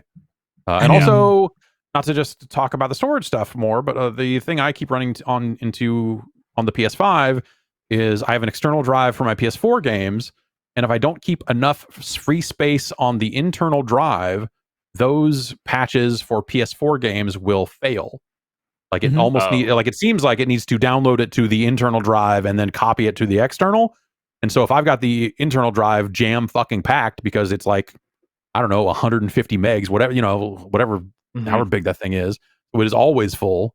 I had to go delete extra games and just go like, well, I guess I can't fill this space anymore because otherwise the Division patch won't ever download, or this other stuff. It's just stuff that should be automated, stuff that it should reserve that space and just say like, no, that space isn't even real. That isn't real space. We need that for patches. Like you can't really use it. Like it's just stupid. Yeah, I'm I don't know. Maybe that's a thing they could patch in, but you would think that we don't know how it actually works, but what that forces you to believe is that the game doesn't have a direct pipeline. The OS doesn't have a direct pipeline to access that drive straight from a download, right? So you're in this, or it can't use an external drive as like scratch space for downloads or something like that. Like it can only use, and it's weird because like the PS5 does reserve quite a bit of space for OS and OS related activities. So I would think that this would be included in that, but I've had too many of those patches fail now to think it could be anything else. Because when I I uninstalled the Black Ops campaign, and sure enough, all those PS4 patches started flowing just fine. So I'm kind of at the point where I'm not trying to use still an external drive on that thing. Just keeping my PS4 Pro attached to the TV. But I'll say this, like, what are we, 6 months since these consoles came out, and the fact that the headaches of all of this from the especially in the second half of the generation for PS4 and Xbox One, they're all those things are already popping up in a way that is a bit upsetting. And I feel like if we're already here 6 months in, I don't know, maybe it gets better. Maybe I just don't know. It's tough to be optimistic. It's not even 6 months. It's been like 4 or 5. 4, yeah. It's not, that stuff's not great. It's absolutely not great. And I think, Xbox stuff will run into, I think Xbox generally speaking handles it better, right? I mean, the PlayStation 5 stuff is a new level of bad in comparison, but I definitely have had to do a lot of file management on the Series X, and like they're in a position where more users are more likely to have access to more games because of Game Pass. Like sometimes you look at this stuff and go like, well, I've got 800 games in my library and I've got 200 of them installed on this Xbox, so of course I'm going to run into more stuff than the person who's playing 1 or 2 games at a time will. But some of this stuff, just by virtue of like Game Pass giving people access to a whole lot of games, they'll see some of this stuff too. And Xbox stuff isn't particularly bad, but it's like I have the external, I have the official like plug-in add-on that you can use for Series X games, and I have an external drive hooked up for old Xbox games, and you still have to like navigate like, where do I want to copy this game? Do I want it to be on the internal or the external or the external? And that, I wish I didn't have to think about that stuff at all. The nice thing the PlayStation 5 does is has that toggle that you can toggle on to say, hey, always download PS4 games to this external drive. Yeah. Like, don't install it here and then make me copy it off later. Let me set default paths for each type of game. I think that's a good, they did good there at least. But yeah, it's weird across the board. Yeah, man. And I feel like we're all now at the consensus of like, maybe you didn't need to change the UI. Maybe not on PS5. Maybe, I think at this point we can all comfortably say like, yeah, that was, there's an L there. I don't know about that. I don't think you should just go back to PS4 because that thing was fine. It's like, it was fine, but it wasn't the best interface. And I just feel like some of the decisions they tried to make to improve it just weren't they just didn't get there. And I feel like they still should try to make it better. And I feel like they still should try to make it better. Yes, and there are features there that developers aren't using. You know, the whole like activity system and all of this. Like a lot of third parties just aren't using it, and I'm sure that's because, you know, hey, they probably worked on these games a lot before the system even came out, and so they didn't have a lot of great intel about how to use it. And now that Astro is out and some of this other stuff, hopefully they're looking at it and going like, oh, here's some cool ways we could use this and streamline these processes to take advantage of this stuff. So we'll see in a year, I guess. But all of the bottom bar stuff, like how to turn the console off, like all of those things, I think is like noticeably where like the trophy, like looking through the list of trophies for a game on PS5 while you're running the game, I think is terrible. It's way worse than it was on PS4. And yeah, Marino in the chat points out, I also still hold down the PlayStation button trying to turn the console off. It doesn't do anything. Why? Just do it. Patch that in. They should do that.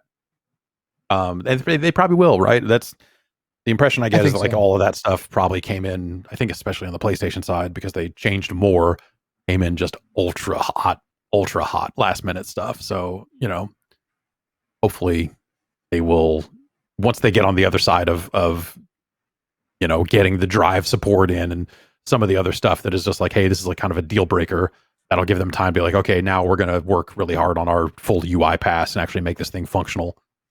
Yeah. Right. Be nice. Speaking of not great, Activision earlier this week announced they're laying off about 50 employees, and they're kind of pinning it on the complexities that arose from COVID in the esports category.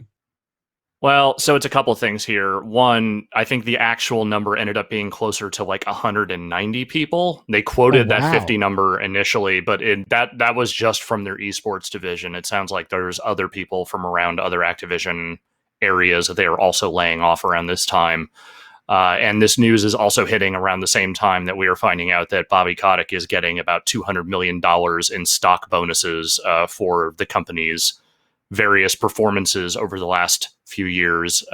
So this is all just a lot of it's bad just for the layoffs, but the timing of it also could not fucking possibly be worse, because it's just like, here's another instance of CEO doing very well and employees getting absolutely none of that. Yeah. Not great. And they gave like part of the severance package included apparently $200 BattleNet gift cards. Like what?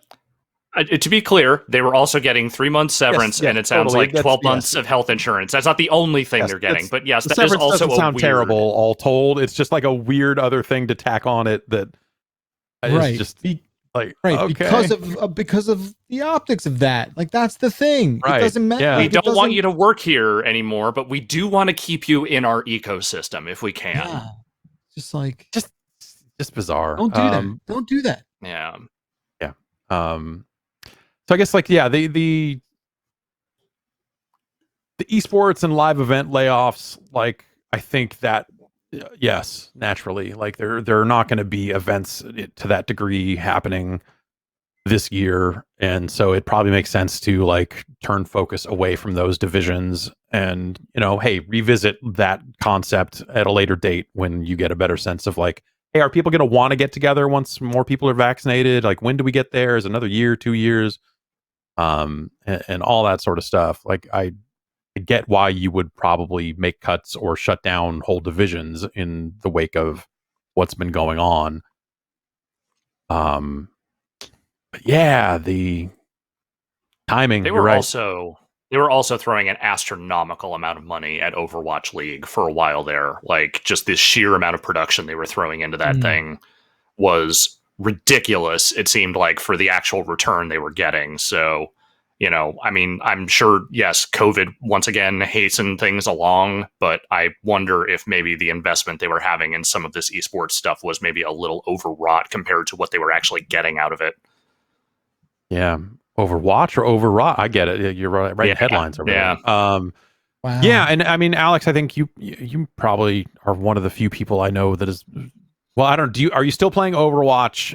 Do you think that they have made the game to like the thing I hear a lot from players is that they have focused so much on esportsing the actual game, the competitive nature of it in such a way that it has turned off a lot of casual players, and it seems like those casual players would be the ones that you would get to watch an Overwatch league in hopes of getting better or something like that. So I just wonder, where's the game at? When do you play it at all? So I stopped. I was on another big kick on it up through about the summer last year, and then I stopped again. And look, I think a lot of the balance changes they've done over the last couple of years in that game have been more or less what you said. Like they're trying to tune it for their competitive, arena experience, as opposed to just leaving the game in a fun state necessarily. It never bothered me that much because I could still run in with the characters that I liked playing, and I could still employ roughly the same strategies, and tweak some things here and there. It was never it never felt out of the realm of understanding. But right. I also feel like they have not for a long time completely understood what is actually fun about that game.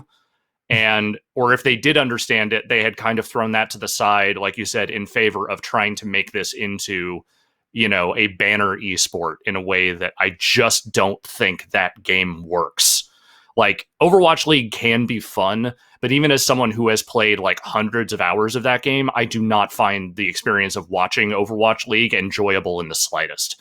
Like just not, it doesn't translate well.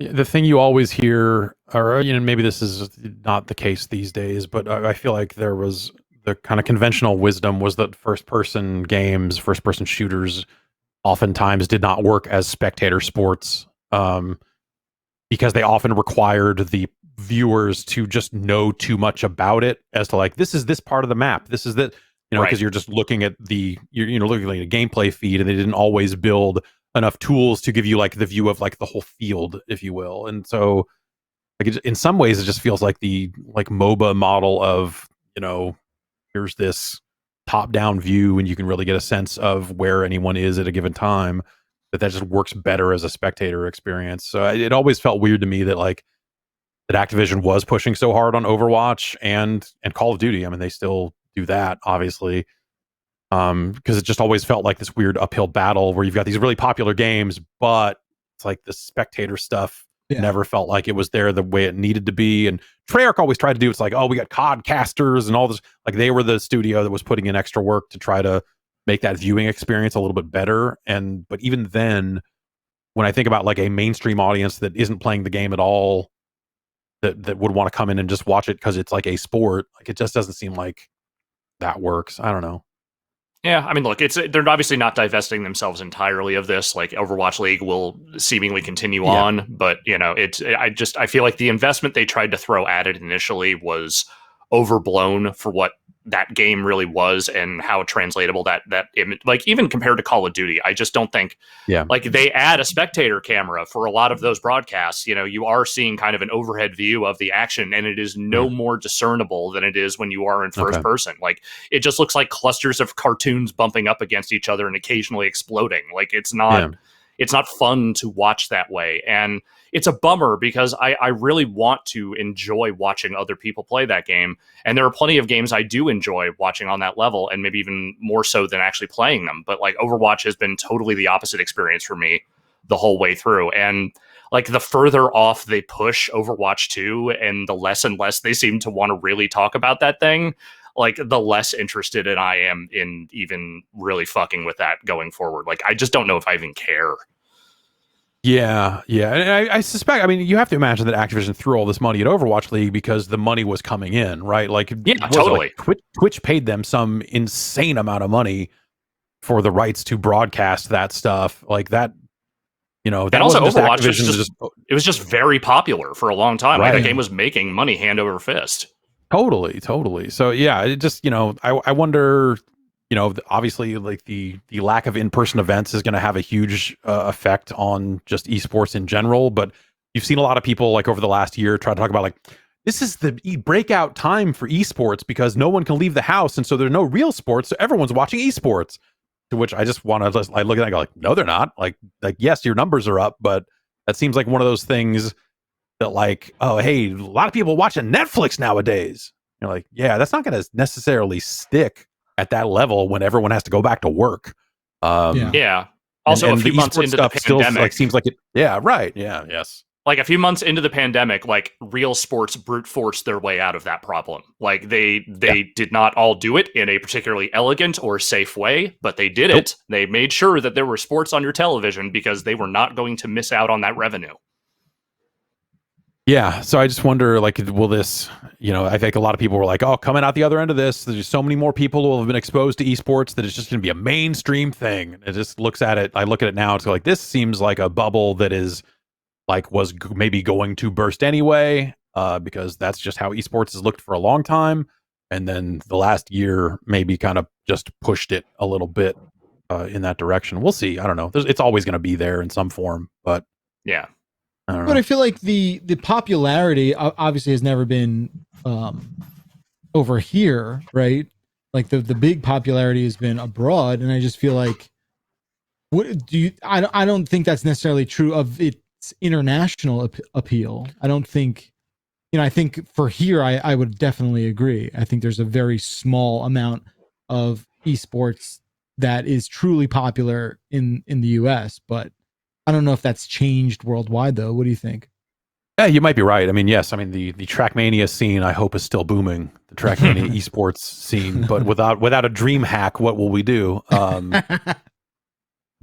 But yeah, you're probably right. In that internationally, that stuff is probably, kind of keeping pace. But yeah, I felt like I was getting like a ton of press releases there for a while from a variety of companies trying to like kind of glom on to this sudden esport, as if like esports was not already a thing a bunch of sleazy companies were trying to glom onto.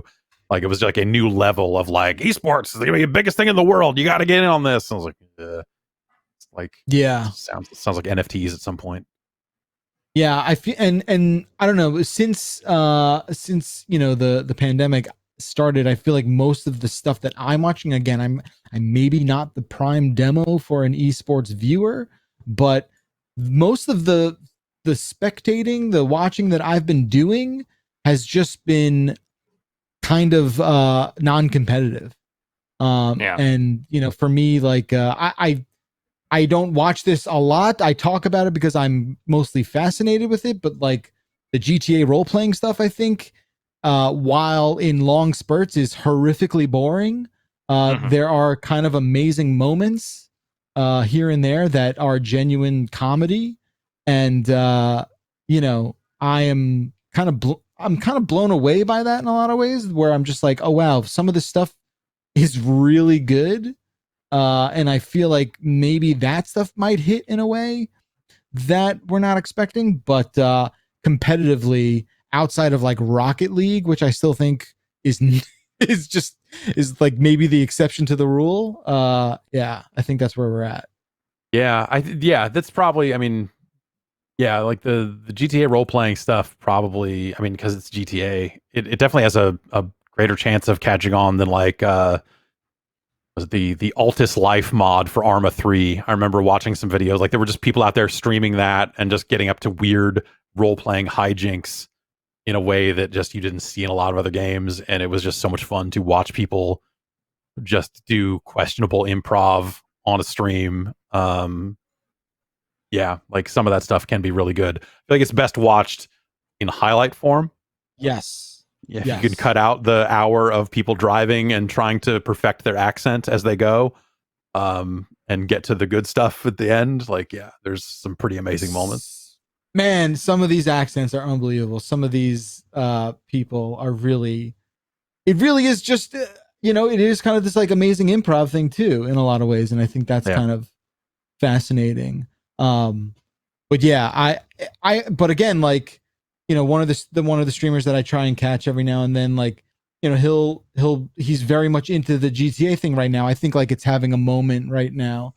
Mm-hmm. And before that it was like Rust. And I was just like, I just can't watch this. I can't do this. GTA can be like a slapstick Sopranos in a lot of way, and I think that's kind of amazing. But yeah, man, it's wild how like some of these guys will go so all in on this game for like 38 days straight, and then just be like, oh, I'm done. We're done with that. Now we're gonna play Frogger, just competitive Frogger, and just see where that goes. It's like, all right, cool, all right. That's why I just stay ahead of the curve and I just stick to Frogger. The original Frogger's always the safe, the always safe bet. The always safe bet. For the real money is made. Hell yeah. All right. Before we head out of this section, the folks at Square Enix put on a digital showcase today. Went about 40 minutes. Bunch of games coming out of that. Headlined by Life is Strange True Colors, which will be hitting on September 10th. I'm just really going through this Polygon story right here.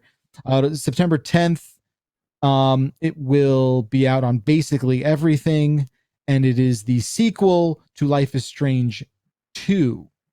And it's going to, again, I'm reading right from the Polygon story, will pull back from its predecessor's episodic format and release its full story on the same date. So you can binge right through it, is probably the word they want me to use. So there you have it. Yeah. There's also Life is Strange remasters, including the 2015 original, and that'll be remastered for new consoles. So there you go. And both of these are being done not in-house at Don't Nod, right? It's another studio that is actually doing the development work, I think, on both the remaster and on the True Colors, which is the new thing. Deck 9 is doing the remasters, and I don't know if for sure if they're doing the new thing or not. But I think they are. Okay. I will just yes, Deck 9 is also doing True Colors. Yes, that is true. So I think Don't Nod has some other project in the works. I don't remember. Yes, that sounds familiar. What the hell is it? If they've talked about it at all yet. Yeah, I can't tell if they did or if it showed up at one of those summer, showcase things. Yeah. Um, other stuff here, like they, a lot of the stuff is already out. I mean, we talked about Marvel's Avengers, like the new console versions of that are out. So they said, hey, Black Panther's coming. And then they put out a new trailer for Balan Wonderworld, game of the year contender, Balan Wonderworld. They're committed. They're going to put that thing out. Like a Just Cause mobile game, Bubble Bobble 4 Friends, which is a game I found to be abysmal on the Switch. Yeah. Is coming to Steam. I'm looking at the Kotaku story. This is the Kotaku says it's the 25th anniversary of Tomb Raider, and Square Enix is bringing Croft Manor to Fortnite on March 23rd to celebrate. Like, what a bummer. That sounds right. What a disservice! Is that what you're saying? Yeah. I mean, say what you will about the Tomb Raider franchise, and that kind of maybe petered out there, this reboot, but Lara Croft and Tomb Raider deserves better for its 25th anniversary than we're bringing the mansion to Fortnite. Or maybe it doesn't. Maybe that's the thing that's going to expose Tomb Raider to a whole new generation. Well, that's the thinking is what I'm leaning towards, right? Like, I'm not disagreeing that it's like somewhat disrespectful, but I'm also thinking on it, and I'm like, IDOS Interactive would have done the exact same thing. Yeah, I guess no shepherd of this franchise would have done better. Yeah. You're probably right. I guess, but the question there is like, do Fortnite players play other games, or are they kind of an industry? Some, but are they? How many? What's the percentage of players that are playing that game that don't really mess with other stuff, or are only messing with free to play games and such? In a way that like doing this in a way to then market like a $60 remake of Tomb Raider 1 or something like that, or a remake of that last trilogy of games or something. How many of them are going to look at this and go, I gotta buy that Tomb Raider thing? Or how many of them are going to like, I need more V-Bucks for the next thing? Like there's a deck out there somewhere within the walls of Epic, and all the information's there. I mean, I genuinely would like to know the answer to that first question of like, how much is Fortnite a part of like an average player's portfolio, right? Like how much of it is Fortnite and what is everything else? And I would love to see a series of charts and lines to help understand that. Yeah, I think that was something that I think the industry as a whole was really afraid of a handful of years ago when it was Minecraft then. It wasn't Fortnite, you know. There was this aspect of it of like, okay, it's really awesome that like all these new players are coming in and they're playing Minecraft and doing all this stuff, but there was this worry of just like, well, do we need to greenlight a bunch of Minecraft clones to try and peel them off, or are they never gonna, or do we need to be greenlighting games that are nothing like that because they've got that sewn up? I think that happened all over again when Fortnite got huge and you saw this run of battle royale games, and now you don't see so many of them anymore, or you don't see so many of them launching anymore, I guess I should say. So I think the industry, I think the traditional video game industry oftentimes does not know how to react to like a game that just comes and sucks up like an entire age group's like free time or something like that. They're like, oh, these are the players we were counting on aging into spending $70 on another God of War game someday. So I guess maybe we should put Kratos into Fortnite.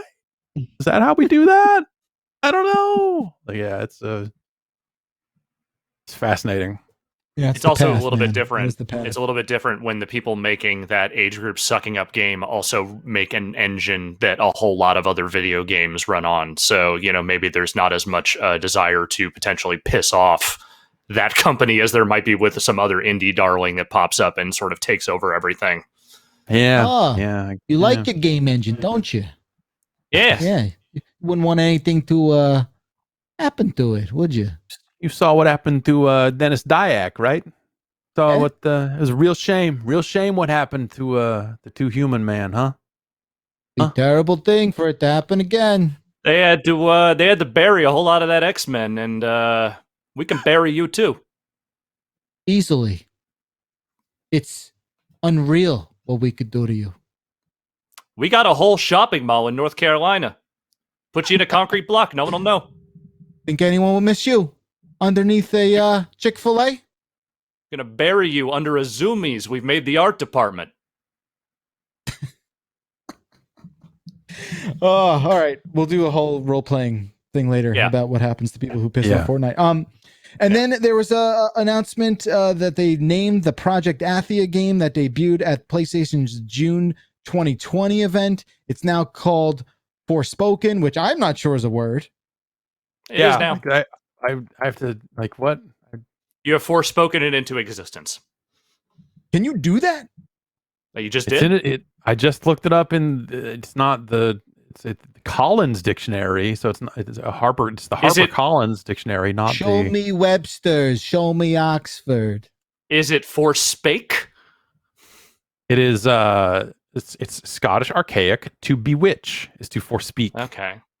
Yeah, but Jan, it's not even an E in the beginning there. It's just FOR. SPOKEN. That can't be right. Yes, the number. There we go. There you go. Yeah. Okay. All right. I mean, I was like intrigued from that teaser, and I don't think about this game, but all right. You know, I remember it. It left somewhat of a mark, but so they got to name it sometime, and sure. Forspoken. We have Forspoken. I think that's all I have in my list of news things. Gentlemen, do you have anything else, or are we going to head into our final break here? I think it's time. All right. We'll get to some emails and maybe a correction after the break. Or two.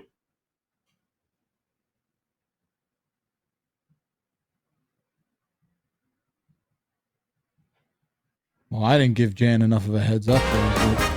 There it goes.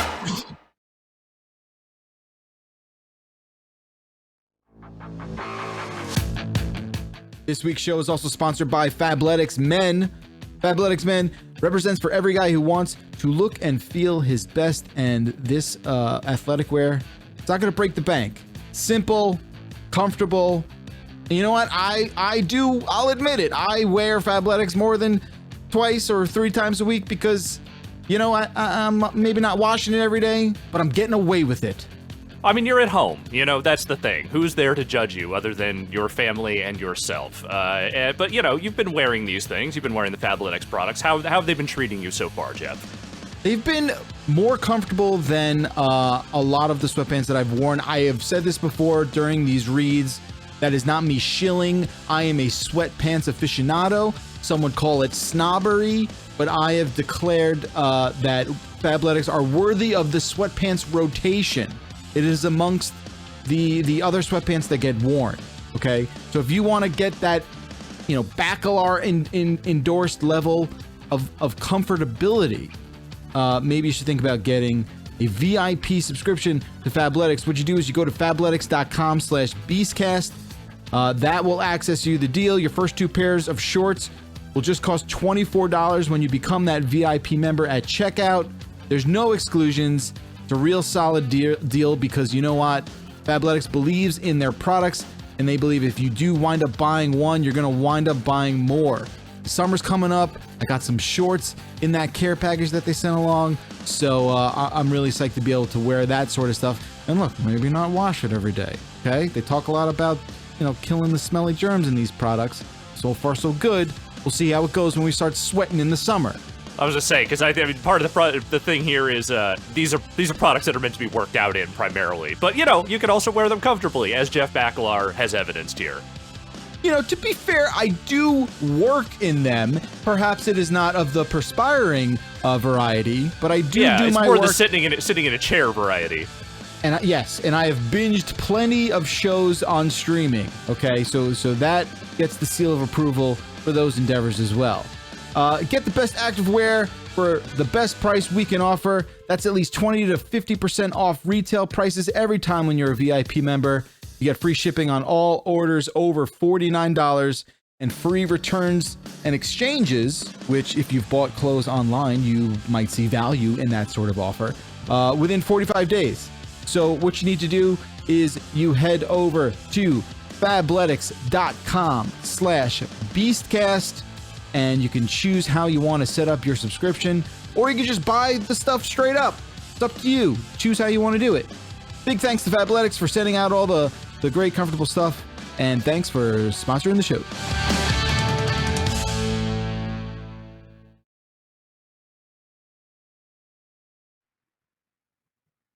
Wow. I'm ready for some emails, but before we do that, some late breaking Avengers news. Jeff Gerstmann, what's happening? So, you'd think that this would be, we talked about some of the PlayStation 5 stuff that needs to be fixed. Here's another one. The Avengers Twitter account had to get out there and post multiple tweets about how to migrate your save data from the PS4 version to the PS5 version, because none of that's automated. So if you were like, oh, I need to uninstall the PS4 version to make room for the PS5 version, you're boned, because you have to fully patch the PS4 version, then launch it, then upload your save to some mystical other cloud, and then you can get the PS5 version, and then hit download save from the mythical all cloud, and to migrate your save. That stuff does not happen automatically. That is another one of those things. It's like one of those things. It's like playing the consoles against each other, I think, is a dumb thing. But it's just, this is another one of those things that you just look at and go like, on Xbox, this just works. Yeah. And here's what I don't get, and I don't claim to know every last detail about the back end of all these things, but there are games, are there not PlayStation games that do this without the runaround? Are there any games that do it seamlessly? Call of Duty would probably do it because it's crossplay and it's all server side stuff. So you have situations where like your multiplayer progress and that sort of stuff is going to come in. But like, it's weird because Avengers is a live game. Like Destiny did not need this because all of that stuff is server side as well. So this is, Avengers did have a local save, because I was reading back when that game first came out. There are people that like take PlayStation 4 saves and put them on their PC and re-sign, like basically cheat. They basically are like save hacking and stuff like that. And so there was a scene of people doing that for Avengers PS4 saves. So it looked like, even though it was a live game, they weren't storing that stuff on the server. which just seems like it opens you up to that type of save hacking. But yeah, this was something that I had to do a lot around launch, where it was like, oh, I deleted Borderlands and I want to try out the updated Borderlands. Oh, wait, I need to go re-download PS4 Borderlands because I need to download my save from the PlayStation cloud and then re-upload it to the Borderlands cloud and then pull it out of the border cloud. Like, just dumb. Like, you look at the stuff and the way they handle like the PS4 to PS5 transition compared to how, you know, the Xbox handles it. It's just funny that, like, for all the time we spent clowning on the term smart delivery, for it being like, oh, you're just going to download the game? Congratulations, genius. Like, oh, wait, apparently that's not as fucking automatic as it seems, because you see what this looks like over on the other end. It's almost like they knew something. It's yeah, almost like someone tipped them off, where it's like, right. Hey. Like, hey, I don't know if you know this, but it's a shit show over there. Like, oh, yeah. We weren't going to call it anything. We were just going to say it worked. No, call it something. Capital letters on this thing. Make it a thing. Put a bullet in front of it. All right. Let's pivot into the emails. This week's emails are brought to us by Alex Navarro. If you want to email the show, it's beastcast@giantbomb.com. That's beastcast@giantbomb.com. Alex, thank you for sorting all this today. Where are we starting here? Well, Mr. Bacalar, I'm going to refer to you by your last names because that's just going to be faster. Why don't you take this first one here from Terrence? All right. Dear Beast Crew, it's once again my birthday, so I'm once again connecting with you fine folks. Last we spoke, lockdown was a new concept, and I asked what you were enjoying about being home much of a time. Trying to keep the mood light in the face of this challenging event, I have some new questions. What have you learned about yourself after spending a year indoors? It's not entirely true, but okay, I get it. What have you learned about your partners and or kids and or pets now that you are with them 24/7? How has your relationship with video games been impacted? Thank you, Terrence. I feel like I'm right down the middle in the pros and cons department. With just in general of what I've learned. And Terrence, we have similar birthdays, it's looking like. So this all started right before my birthday, and to have it now be like the second one, it's a bummer. It's a lot to drink in, right?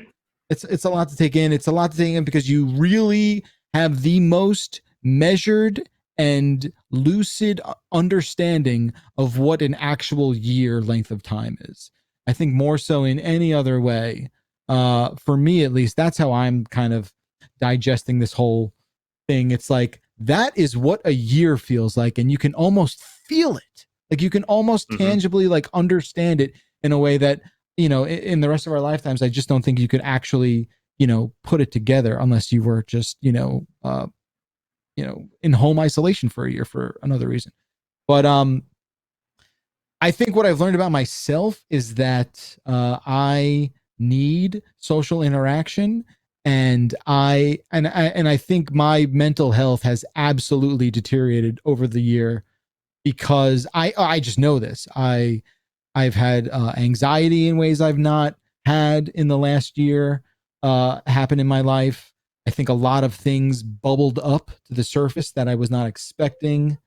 At the same time, the question asks about, if you have kids or your pet.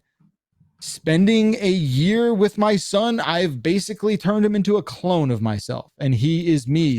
And Alex, you pointed this out the other day. Like, he talks like me, he acts like me, and is that good? I don't know. Probably not. Probably not great. I mean, it's funny where he just like walks around and he's just like, we got to go play pinball and watch hockey and do all that. I'm like, yeah, we do. Me, so that's weird. I learned that my dog has now separation anxiety because if we leave for more than a half hour, he loses his shit in a way where he was just like, don't let the door hit you on the ass on the way out. Now he's like, where are you? So that's wild.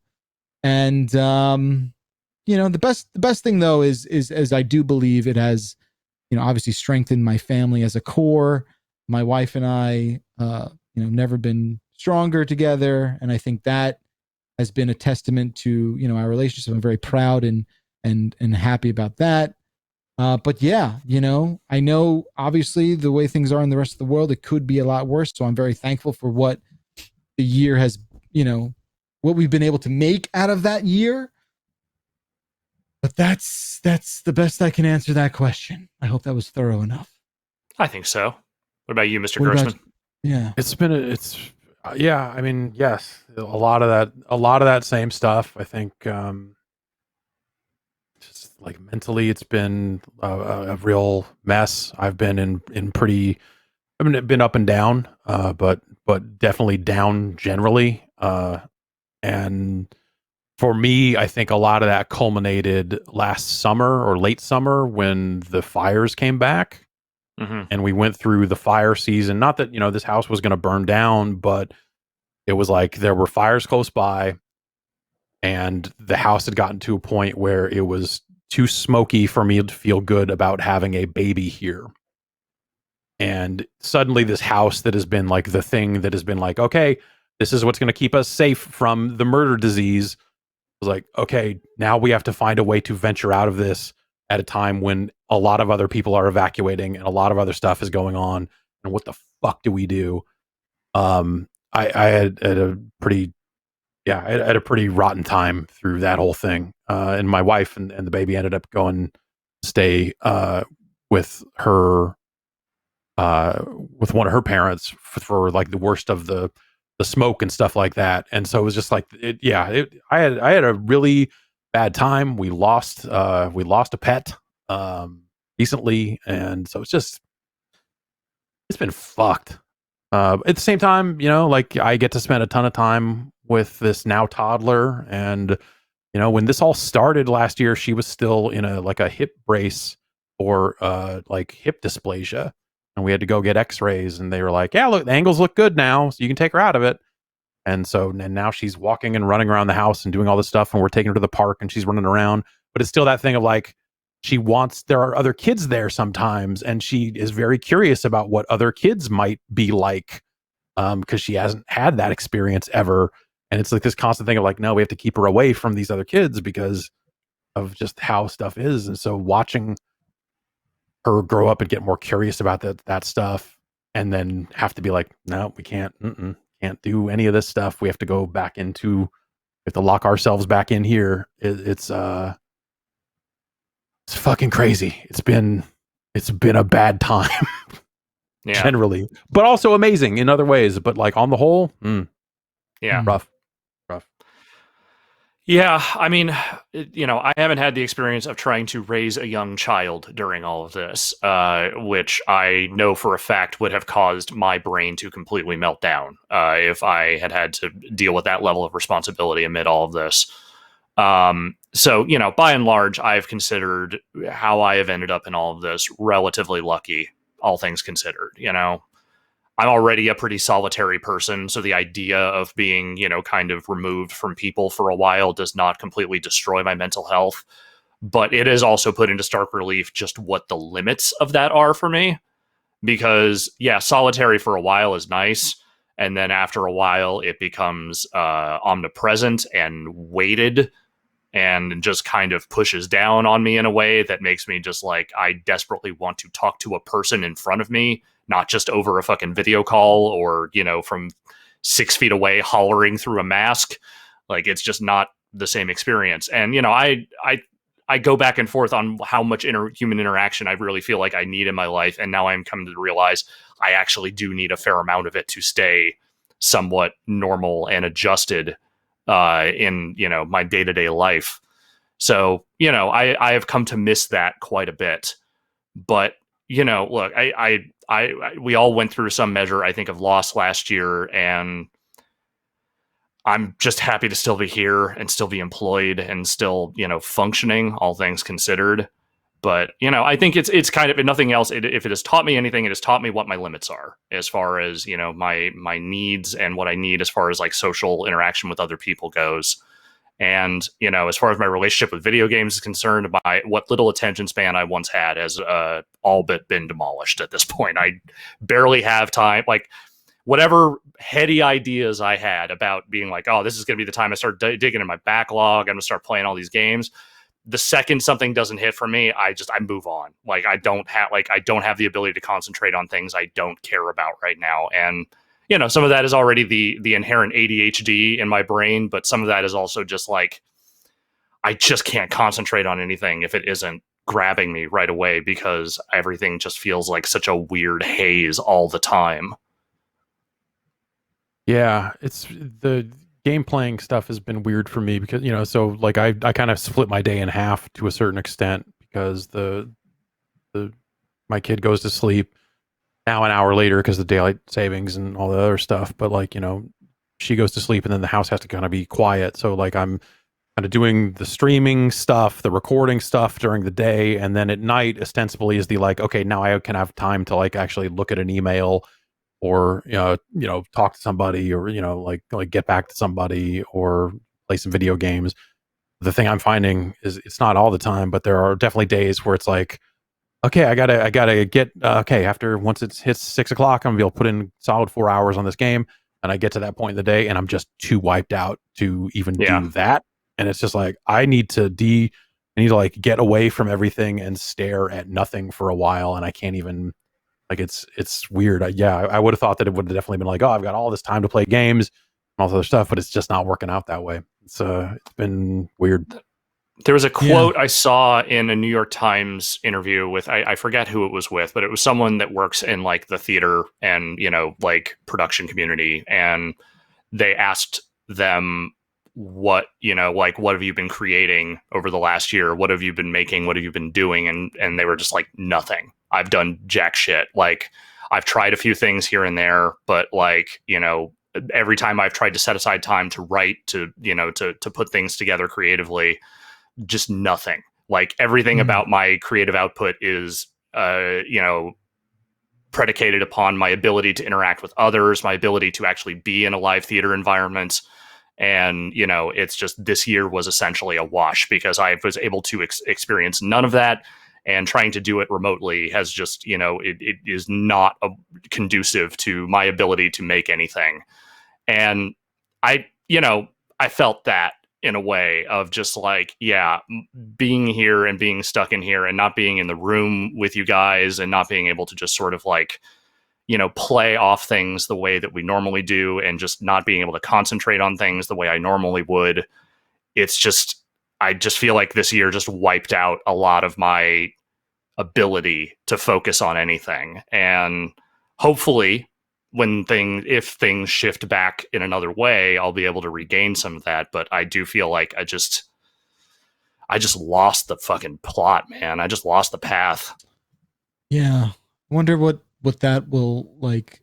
It's the fact that I could see three people, in front, just sort of regurgitating the same dreadness, that same dread that is sort of like this icky, murky kind of gunk. I would be lying if I said at the beginning that I was not the least bit kind of almost excited, right? Excited about the it's almost like that Twilight Zone episode, right? Where like the world's destroyed, but what's his face? Meredith Burgess can like read all these books, right?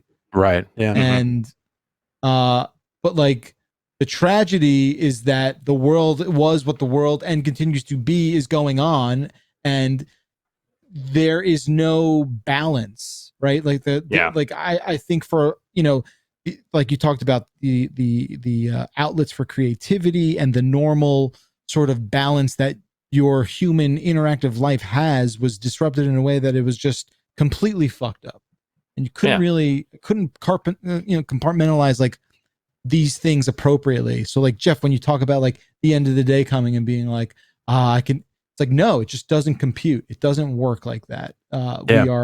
We are out of our normal orbit.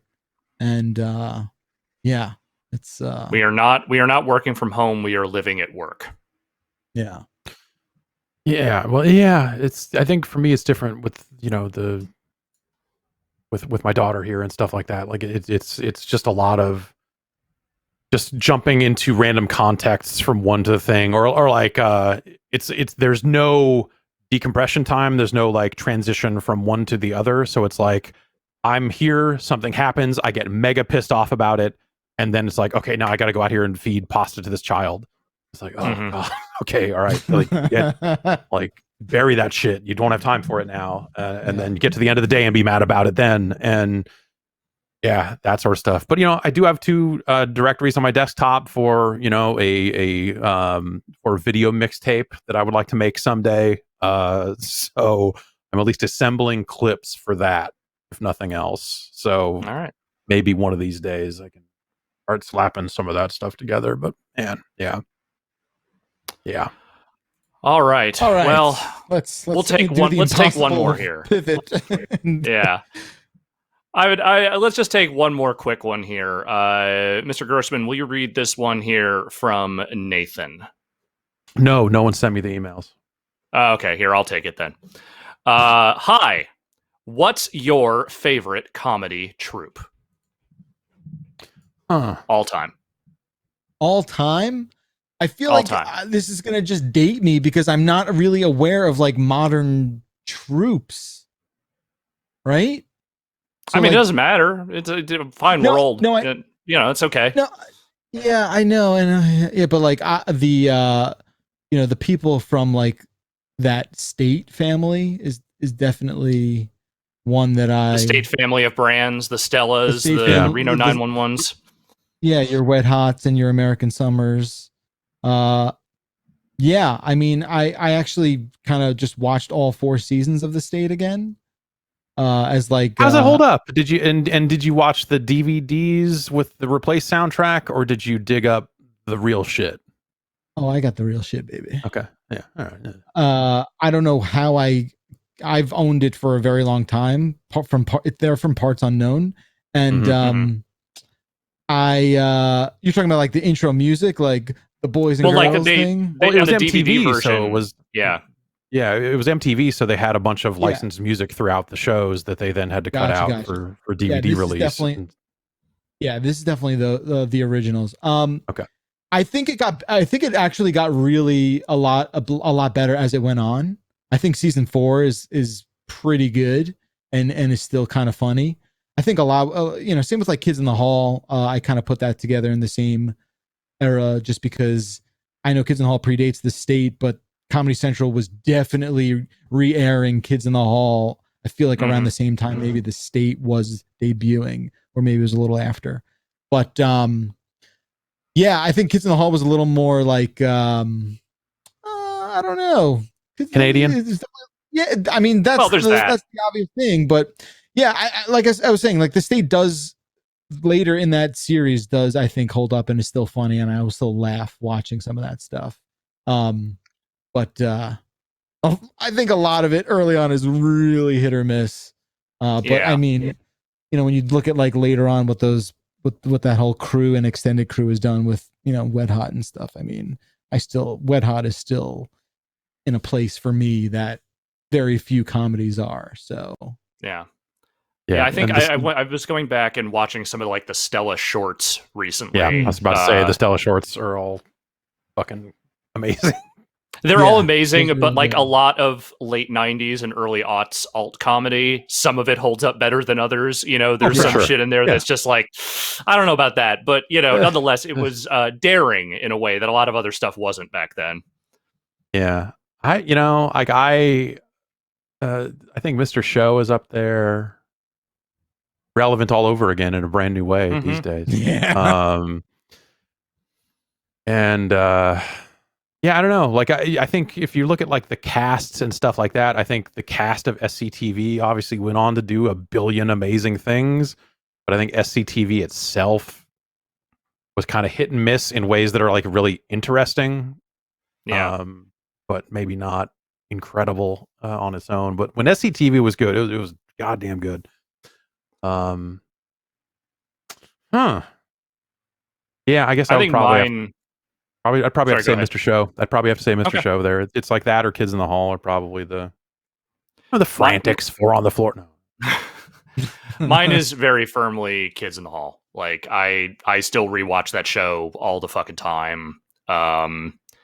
it's just I don't know, like it hit for me at the right time in my life, but I also like even continuing to go back and rewatch it over and over and over again, like it's kind of surprising how much of it holds up, considering it's like 100 episodes of television in the early 90s. You could see a lot of that shit aging like milk, but other than a couple of very specific bits that generally involve blackface, beyond that, like I'm actually genuinely heartened that the vast majority of that comedy I feel like really holds up. And I mean, for its time, like I feel like Scott Thompson was really kind of my introduction in a lot of ways to queer comedy, queer art, like the kind of subversive elements of presenting that stuff on a mainstream comedy sketch show was not a thing you really saw, certainly in the United States and around that time. And so it kind of introduced me to a whole other avenue that I feel like I just had not experienced up to that point. Did I ever tell you the Scott Thompson story? I might have. I don't know which one. I have an interesting, probably, I mean, I know it has to be unique. So when I was out of college and I was interning for that producer, did I ever tell you you've told you a little bit? I think about you've that loosely now? told me about it. Yeah.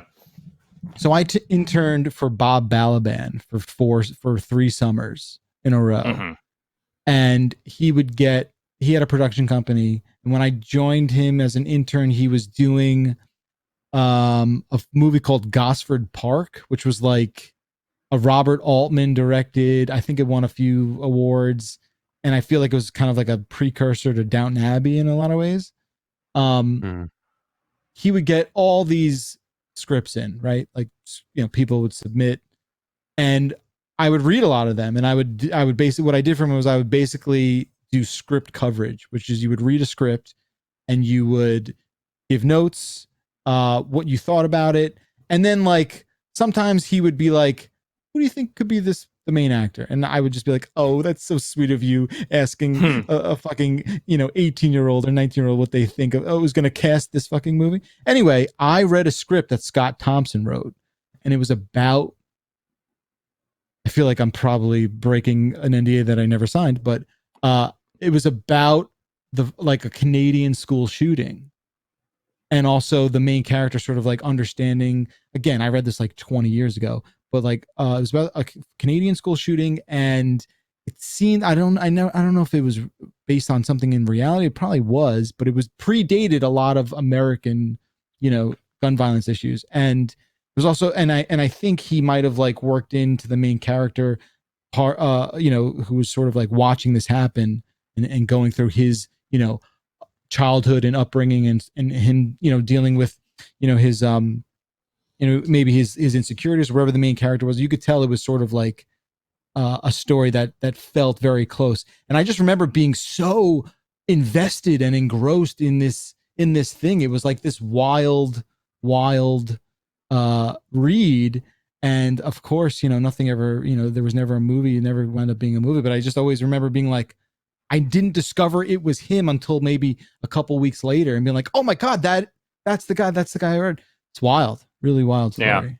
Yeah. And then he went on to go be a main player on Hannibal. Really? Yeah, Scott Thompson was on Hannibal. Is he gotten like a lot of work? Is that outside of that? I don't know that he has. I think he's gotten like some decent television gigs here and there, and he does like I mean, they do those Kids in the Hall tours, but I think he was also doing like one-man shows and other like comedy things in Canada for a number of years. But I don't know. I don't think he never got like super mainstream famous. He was on the Larry Sanders Show too, wasn't he, for a while? Yeah, I think so. Yeah. So, he's had those kinds of gigs, but like it's no one has offered Scott Thompson that big starring role since then. Not like Kevin McDonald in National Lampoon's Senior Trip, Yes. those big roles. Yeah. Well, I feel like I love Senior Trip. Yeah. You see, do you really? Senior Trip's pretty good. I don't know if I ever I don't know if I remember that. Someone wrote, they are bringing back Kids in the Hall for Amazon. Someone just reminded me in the chat. Yeah, they were talking about that. I wasn't sure if that was one of those projects that they announced and then got pushed off because COVID. But I remember them announcing that. Huh. I have high hopes for that, but that was one of those things like the Mr. Show stuff when they did that short with Bob and David show. And David. It was all right. It was. Yeah, it was like, here's our shingy joke, and you're like, I don't need this. Like, this isn't. Yeah, it's like a weird parody of it. Yeah, I don't know. But I guess that's the thing. Like, Mr. Show, I think doesn't hold up nearly as well as Kids in the Hall does because it's so of its time. But I think it nailed its time so well. But going back to it now, it's hard to explain to someone who was not in that same age bracket at that time to be like, well, this is, okay, here's why this is like a George Bush thing and this and that. It's just, it's sometimes hard to kind of convey the context to people. Yeah. All right. Well, those are going to be, I think, the main emails. But for once, believe it or not, now that Vinny's not here picking the emails, we actually have a couple of corrections this week. I can't believe it. We're actually. Oh, you're giving them. You're giving them a heads up. Is it time? Are we going to actually hear the corrections music? Corrections? I have the wrong one loaded up. I believe in you, Jan. I believe in you. Need a correction for the corrections. What's happened here? No, oops. That's it. That's better than what we have. The new corrections music. We have Prices Right shit. There we go. That was part of the sale. We actually got the Prices Right music. Weirdly enough, came with us. Somehow in the divorce, we got it. If you've got a correction, apparently you haven't had one in a really long time. But if you do, what is it? Corrections at just send it to Beastcast. Just send it to Beastcast at giantbomb.com. Beastcast. That's it. It's the same damn email address. It's just been a really long time. All right. We've got one of these is a correction. One is a correction. One is more of a clarification. I'm going to have you do this first one, Mr. Bacalar, from Rick. Will you please take it away? Yes, of course. The known Apple fruit influencer will take the great Apple debacle correction. of the Beastcast. During your discussion on the Cosmic Crisp Apple, you were unsure of the exact process by which it was made. I just want to butt in real quick. There is a Apple the fruit Twitter out there, and I heard from them. Cosmic Crisp Apple? Is that a thing? Jeff, it is now. Is this weed? A new apple dropped. Is this for weird stoner weed apples? Is this no? But it is like a hybrid, man. Like I'm just saying, like a 1 gram dab out of this apple. I was just saying, if you are an Apple fan, I love apples a lot. I love Honeycrisp apples, and the Cosmic Crisp is a hybrid of Honeycrisp and another thing. Okay. So if you like that, is the other thing weed? Weed. It's weed. The other thing is White Widow. Read the damn email. And seem to be confusing selective breeding with genetic modification. I tend to do that. Cosmic Crisp apples are not engineered with CRISPR gene splicing, what you would think of as GMOs. Instead, they are bred the old-fashioned way. Apples fucking. No. The old-fashioned, by finding the plants that exhibit the qualities you want, breeding them together, and choosing the offspring that are closest to what you want, and continuing the process until you have the organism you want, which is like sort of explained, but in a very poor way. This isn't a new technique. It has been done to literally every plant you eat. For example, cabbage, Brussels sprouts, kale, broccoli, and cauliflower are all bred from the same mustard plant. Gene splicing is used to speed up this process, editing the genome instantly instead of needing to go through the breeding process, but they are all GMOs. Bonus fun fact, ruby red grapefruits exist because someone grew grapefruits in radiation, mutating the fruit into something sweeter and redder than before, and yet we eat this. I grew up on a farm that uses GMOs, so I got pretty protective of people misusing the term and being afraid of the food we've packed extra science into. All right, so Thank you, Rick, for explaining that. I feel a lot better now. Yeah, so, it's just they made the apples fuck, and they picked the right apple children to then make them fuck so that the right apples would then grow in mass. They're the Lannisters of apples, is what you're trying to say. It's like what we did to dogs. Yeah, apple fucking. Yeah. Yeah. Nice. Thank you. Hey, there you go. I missed the All right. yeehaw. Yeah, it's about time. All right, Alex. We got one more here. This is just a quickie from James. I'll read this one. Hey, guys, I'm sure you don't give a damn because this doesn't matter at all, but I actually worked at the Icy company between 2007 and 2011, so I could speak to the differences between an Icy and a Slushie. Basically, an Icy is identical to a Slurpee at 7-Eleven. They are made in the same kinds of machines, using the same kinds of syrups, and have the same consistency. The only differences being the branding, who owns each IP, and the flavors available.